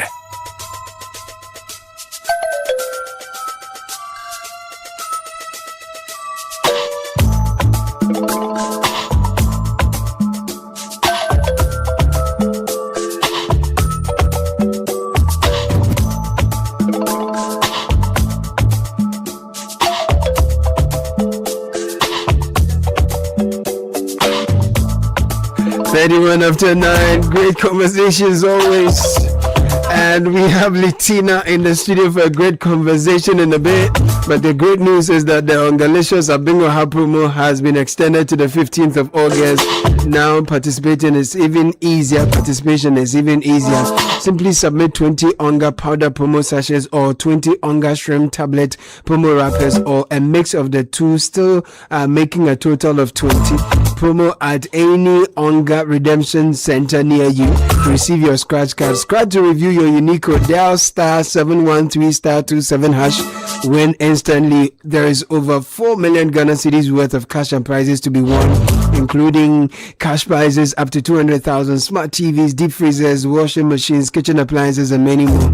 Hurry, promo now ends on the 15th of August. We're doing this on the NLA's Caritas Lottery platform. And as the heavy rains continue, floods have affected many communities. Jibu Ghana wishes everyone's safety and encourages you to take precaution to protect yourself and your loved ones. The Ministry of Health has advised the public to boil water or treat drinking water. Jibu goes through rigorous multi-stage purification process under strict quality standards so you can enjoy safe and clean as well as refreshing water with confidence. So stay safe and hydrated with Jibu's purified water, the trusted choice. Call us 020-984-5817. Visit the nearest Jibu store at Medina, Spintex, Dansoman, Ashalibotre, Tema, Adenta, Achimota, Salam Jam, North Legon, Soweto, and Kaswa. Jibu Ghana, a better life. And it's really lovely to welcome back to the studio, back to the nation, CEO of Litina Travel and Tour, Ernestina Abroko. Really good to have you again. Thank you. Prior to the World Cup we had in the studio, of course, there was a lot of talk about what Litina is promising, people who are interested in attending the World Cup and even other opportunities that came as a result of your exceptional organization and all of that. Tell us about how the World Cup went for you and your clients. Thank you so much. And thank you to your listeners. Yes, Litina is back to the studio, not just to promote another package, but to thank this platform, your media platform, for your support. I can assure you that without your support, we couldn't have achieved anything with this World Cup campaign. You were amazing. You went all out. And Litina is not Litina without Citi and your media. Solid. Yes. Solid. I want to thank you. So we were blessed with your support, as I said earlier on. We were fortunate we were able to secure some visas. Right. So the numbers, fortunately, we were able to take a few of you from this studio. So you know the thing. No, they came back with stories. They came back with testimonies. Yeah, that's the thing. Testimonies. Yes. Yeah. So we did very well. Roughly, I don't want to. We had a good number, right? And just as we promised, we were supposed to provide visas, right, hotels, match ticket to watch the games, and our expo. All throughout all of it went on smoothly. Everything was smooth. It was smooth. We were blessed with the expo, especially because I saw videos. Yes. Man, it looked well organized. Yes, thanks to you. your team, they did not just go and watch games. They were also supporting even at the expo, helping with the arrangement, helping with communication and all that. I mean, my sincere thanks to Ivy, your sales team, and then Gabriel. Is it Gabriel? I'm so grateful. I don't know, and Mr. Omane and all that. Yeah, Chairman Omane. Yes. Nice one. So the World Cup went well. The expo was great. The experience was solid. And Litina, you have, cemented your name in the hospitality industry, and we are happy we could partner with you to give people an experience and also bring the sort of coverage with it. And so congratulations to you. Thank you. Job well done. Now that we are back, we are looking forward to more things, because now a lot of people are talking about automotive stuff, and there's big conversation. I see that there's something you're putting together in that respect. Yes. Speak to me. Yes. So just a little bit of intro. Yes. You know, right now, when you drive through Accra, I don't know about Kumasi and the others though. You see most cars that you can't even make out the brand. You can't even tell the name. But the thing is J. It's J. It's nice. Yeah, look. There's a revolution going on. There's a vehicle revolution going on. Right now, if you go to the automotive industry, the traditional auto industry, where we have the VWs, we have, the German companies, the legacy brands, legacy brands. Yeah, they've all outsourced a lot of their manufacturing to the Asian countries. Right. And look what has happened. The Asians have taken over. Yeah.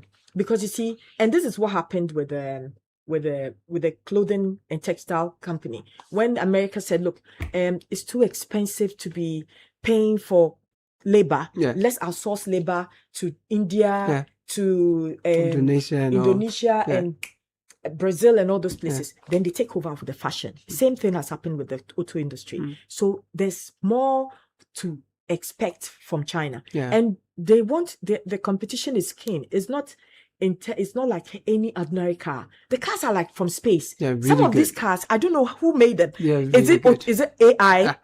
Is it AI? Because like when we were little, you could see those cars in cartoons and all that. Now we're seeing it in real life. Now, so the conversation now is the Chinese have invested so much in this auto industry, and they are looking for markets in Africa.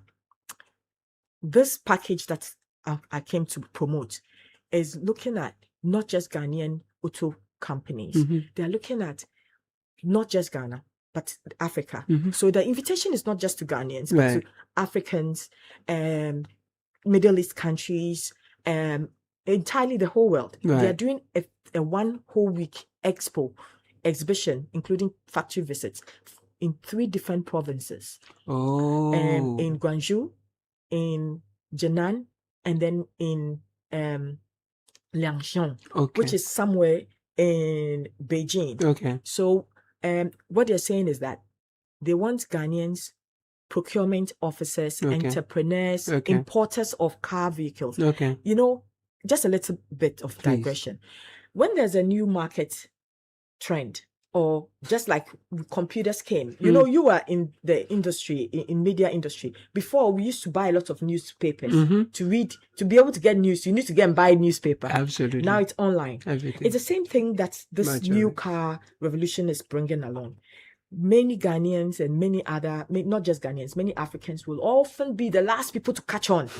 But the Chinese are being very kind. They're saying, look, we are organizing this 7-day expo in 3 of our provinces, known for automotive manufacturing. For the hub, they have created 3 big hubs, giant hubs, where they're taking anyone who is interested in importing cars to go and verify the quality of the cars, meet direct manufacturers, no middlemen. All the middlemen are cut out. Trust me, all the cars you are buying there, they are all middlemen that people are buying from and buying from. You have about 3 or 4 of them. So this time you have direct access. They don't put their margins on sale. No margins. So you go and meet the car manufacturers directly. You speak and negotiate whatever your strength is, and then you create a relationship. So this China Automotive Fair, which is starting on the 13th of September to the 20th of September, happening starting from Guangzhou. We are doing 3 provinces, like I said. Yeah. It includes a flight on Emirates Airlines. Okay. We fly into Guangzhou. Nice. We take train and other small flights to do the 2 connections. Wow. And then we fly back from Beijing. Oh, so Litina, you're going to put the travel package together for us? Yes, I mean, like I do. I see. It starts with visa. I see.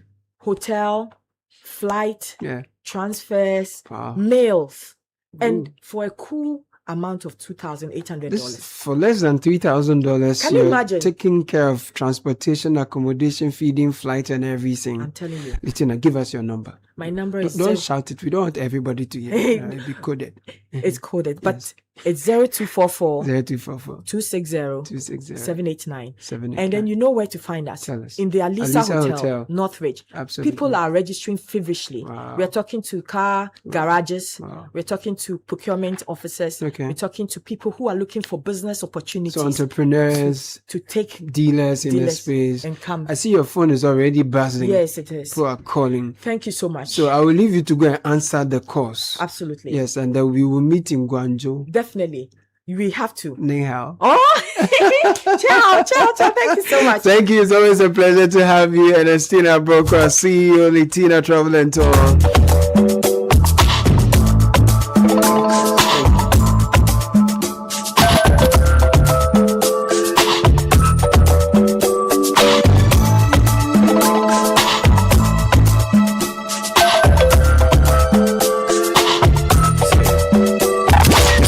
Citi Breakfast Show, the city's biggest conversation. There comes a time in every young guy's life when something changes. The girls in your class, they're not as loud as you thought, and not as annoying either. Wow, your voices sound different now, almost nice, and somehow you actually enjoy spending time with them. You don't know when it happened, you don't know how, but suddenly you're always looking for an excuse to spend time with them. Luckily, some things make it easier. Kwaku, can I have some of your Munchie chocolate chips cookies? Hey, you! Start the moments that matter with Munchie chocolate chip cookies and experience the unmistakable crunch of chocolatey joy. Munchie! This advert is FDA approved. Oh, not in a traffic is what point, Susa. Driver, police furnish insurance. Hey, my insurance will do on point. They just arrested someone whose insurance expired last month. Now, dear, last 2 years, you're still going. Hey, where will I pass? Let me park and now come and wait. Oh, what's that? You hide. Just walk into the store and get the new Hollard Insure Pack. Don't be caught wanting. Hollard Insure Pack is now available at select Malcolm stores and Shell shops nationwide. Just pick one app and the shop attendant will give you the instruction manual. Follow the instructions to complete the process. Araba Hollard will instantly send your policy document and insurance sticker straight to your WhatsApp. For more details and inquiries, call 020-546-3696 or 056-111-2777. Bruh, what's that? Driver, where's your insurance? Hollard Insure Pack, boss. Bought it at the Malcolm store right there. Instant. Hey. Why lucky for Hollard Insurance? Hollard Insure Pack. Hey, too easy. So what goes into building quality structures? I mean, literally, what goes into it? Ujaf, you don't want to be sitting here somewhere worrying whether or not you did a really good job. It's a very simple equation. If there's no diamond cement in the mix, massa, forget it. Don't start cry. Menye, diamond cement has been providing builders, block makers, and construction companies that peace of mind for years. Diamond cement is 42.5 R grade cement. Unbeatable quality made right here in Ghana. And because we have your pocket in mind, we provide 32.5 R grade so that everybody getting on. No long talk, Jack. If there's no diamond cement in the mix, don't start. Locate Diamond Cement Ghana Limited nationwide with factories in Aflao, Takrade, and Buipe, or call 0244-313-368 or 0540-111-978 or 0202-021-175. Diamond Cement, still as hard as a diamond.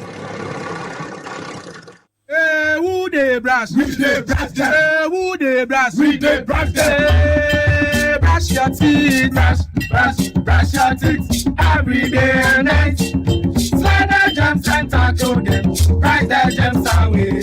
England gem, we go price them. Asia gem, we go price them. Panama gem, we go price them. We go. Whatever the gems, brush them away with the new Pepsodent, now in limited edition World Cup packs. This advert is FDA approved. Join the conversation on the Citi Breakfast Show on Facebook at facebook.com/Citi 97.3, Twitter at twitter.com/Citi 973, and Instagram at instagram.com/Citi 973 with the hashtag CitiCBS. Unleashing the power of relevant radio. This is Citi 97.3. It's about 15 minutes to the top of the hour, and I have great guests in the studio called Kwanzi. Did I get that right? Yeah, you got it. Oh, right. The first time I'm hearing this one. If you're fancy, it's called Kwanzi. Oh, right. Yes. Kwanzi. Yes, Kwanzi. from Saltpond. Oh, Kwanzi. The female will be Kwanzima. Oh. So he's a curator for World PR Day Festival. He's here with Benedicta Ashon, project team manager, World PR Day Festival. Kwanzi. Yes. And Benedicta, welcome to the studio. Thank you for Great. having us. So there's something fantastic happening, the World PR Day Festival 2026. Yes. Kwanzi, what is the Abazine? Thank you very much. So we at Global Media Alliance, we've been in the system for over 20 years. Nice. So in giving back to society, we decided to pick up the World PR Day and turn it into a festival of giving back to society. So most of the programs that we do have been free. It's you don't pay for, and these are programs that empower PR practitioners, students who want to use PR as a career. So for the past 6 years, we've been doing World PR Day Festival. From I think during the COVID time till now, and it's been amazing. It's been amazing. For us, we want to make sure that we build the next generation of PR professionals to be more ethically inclined and have trust and build confidence when they are interacting with You mentioned three keywords that are very important: confidence, trust, and ethical practice. And for a lot of people, when they hear PR, they think settings, packaging, and that kind of things. But why is PR important? Let's use this opportunity It is very important. Normally, people see the end product. So we are here having an interview, so that's the end product. But before this interview, we sent in a synopsis, the explanation. We had a pre-production conversation. So PR is more strategic, and most of the times those who are the frontliners are more of, because government does a lot of things, they are the frontliners of PR, and most of these people are not practitioners. These are like political appointees who probably they are but for the professional trained PR, how important is it for any institution to have a professionally trained PR practitioner? Ethically, in fact, in terms of ethics and strategy, ethics, for instance, when we are told that when a media house does a story about you, you do a rejoinder, and you're not happy, you do a rejoinder. You don't call the media house to pull down the story. You understand? And we've been hearing, we've been seeing, sometimes you look at it and you just let it slide. But if you're a professional PR person, you do a rejoinder. Or sometimes you go ahead of the narrative, even before issues. Exactly, because when you are doing a certain project, you look at all the risk metrics to know that, okay, if this should go out, how are we going to respond and all this? So we do all the crisis scenarios, even putting a project together, we do all the crisis scenarios in terms of communication for people to understand. So you don't do firefighting? You don't do firefighting. Because the moment you start doing firefighting, somebody has run away with their story already. That's true. Enough of the theory of PR. Those who know, and those who know how to use it know, and they are benefiting from that. So Benedicta, engage me, right? You have done this World PR Day Festival for the 6th time. This will be the 6th edition. What are some of the features that will be part of the activities, and what have been some of the key highlights in the past and conversations emerging from this year's festival? Okay, so for the past few weeks, we've had really engaging activities. We started off strongly with a virtual conversation on brand storytelling at the World Cup. Brand storytelling? Yes, at the World Cup. How brand could tell authentic stories, leveraging on global platforms like the World Cup. I see how many brands have actually, leveraged on this World Cup and really transformed their outlook. Yeah. And then our second event was also a virtual one where we discussed how PR is practiced, and then we looked at the frameworks that we use in PR. Who do those frameworks, who do they belong to? And then also the need to put up frameworks for African PR, considering the cultures and then our realities. Our first in-person event was done in partnership with Women in PR Ghana. Yeah. Yes, it was a PR and AI master lab. Yes, where we looked at the necessary AI skills needed to be able to thrive as a PR practitioner in this modern day. I see that. And then our fourth event, which is my personal favorite, the first ever PR art and photo exhibition. PR art and photo exhibition. Tell me about that. How did that go? We used a research work that was done by a few lecturers. We visualized it. Okay. Yes, and then we used it for storytelling. What inspired this idea? What was this? So we had 4 researchers from the University of Media, Arts and Communication, UNIMAC, formerly GIG, led by Fuseni, Nuchigan, Dr. Sando, and Derek Onoma. And they looked at the decolonization of PR. So they looked at the Akan Palace settings, where when you go to the chief's house, you see the linguist staff, which is the original logo. So in this modern world, when you see the brand logo, before these because the linguist staff has this, because every clan has its own symbol and exactly, and even the sitting of the chief palace, where we go to the chief palace to have issues resolved and all those things. In PR, we have what we call the issues and crisis management, and obviously it's all that of kind that of. comes So from. all these things were things that used to exist before the westernization and the Americanization of PR. So we did a PR art and photo exhibition. I'm sure the Gong Gong. Oh yes, we had a Gong Gong programs. We got the chief's chair. We should see the umbrella and amazing photos. Like it was really, and it was a research that was published by an international journal. That's the Oxford International Communications Association Journal. Impressive. So we used that paper to just do the PR art exhibition, which was amazing. When we are off air, I'll ask you why the Gong Gong beater almost always was a drunk, but it's what I hear. I'm not sure that is confirmed, but we're looking at connecting learning to practice. That's the next thing we are going to engage on Thursday, right? Yes. Benedicta, tell me about that. So that is our anchor event for this festival. Most often we have students learning theories in the classroom. Now the real question is that the theories we learn in the classroom, are those the things we need when it comes to on the job itself? So what we are doing is that we are creating a platform, bringing together students and the industry practitioners, where we'll have honest conversations about career paths, the skills that are needed and the skills that matter when it comes to building a career in strategic communication in this country and even beyond Ghana. You're also doing the student PR pitch challenge. What is that about? Who gets to be a part of it? So with that, because we are doing this in collaboration with UNIMAC, students will come and pitch 5 groups. They'll come and do like a PR pitch, just like the hackathon things that we keep seeing on TV and also here on radio. So when they come, they pitch. Thanks to our partners, Telesol, who is giving cash to these students, and also and then also internship opportunities for us. That's the big one. Because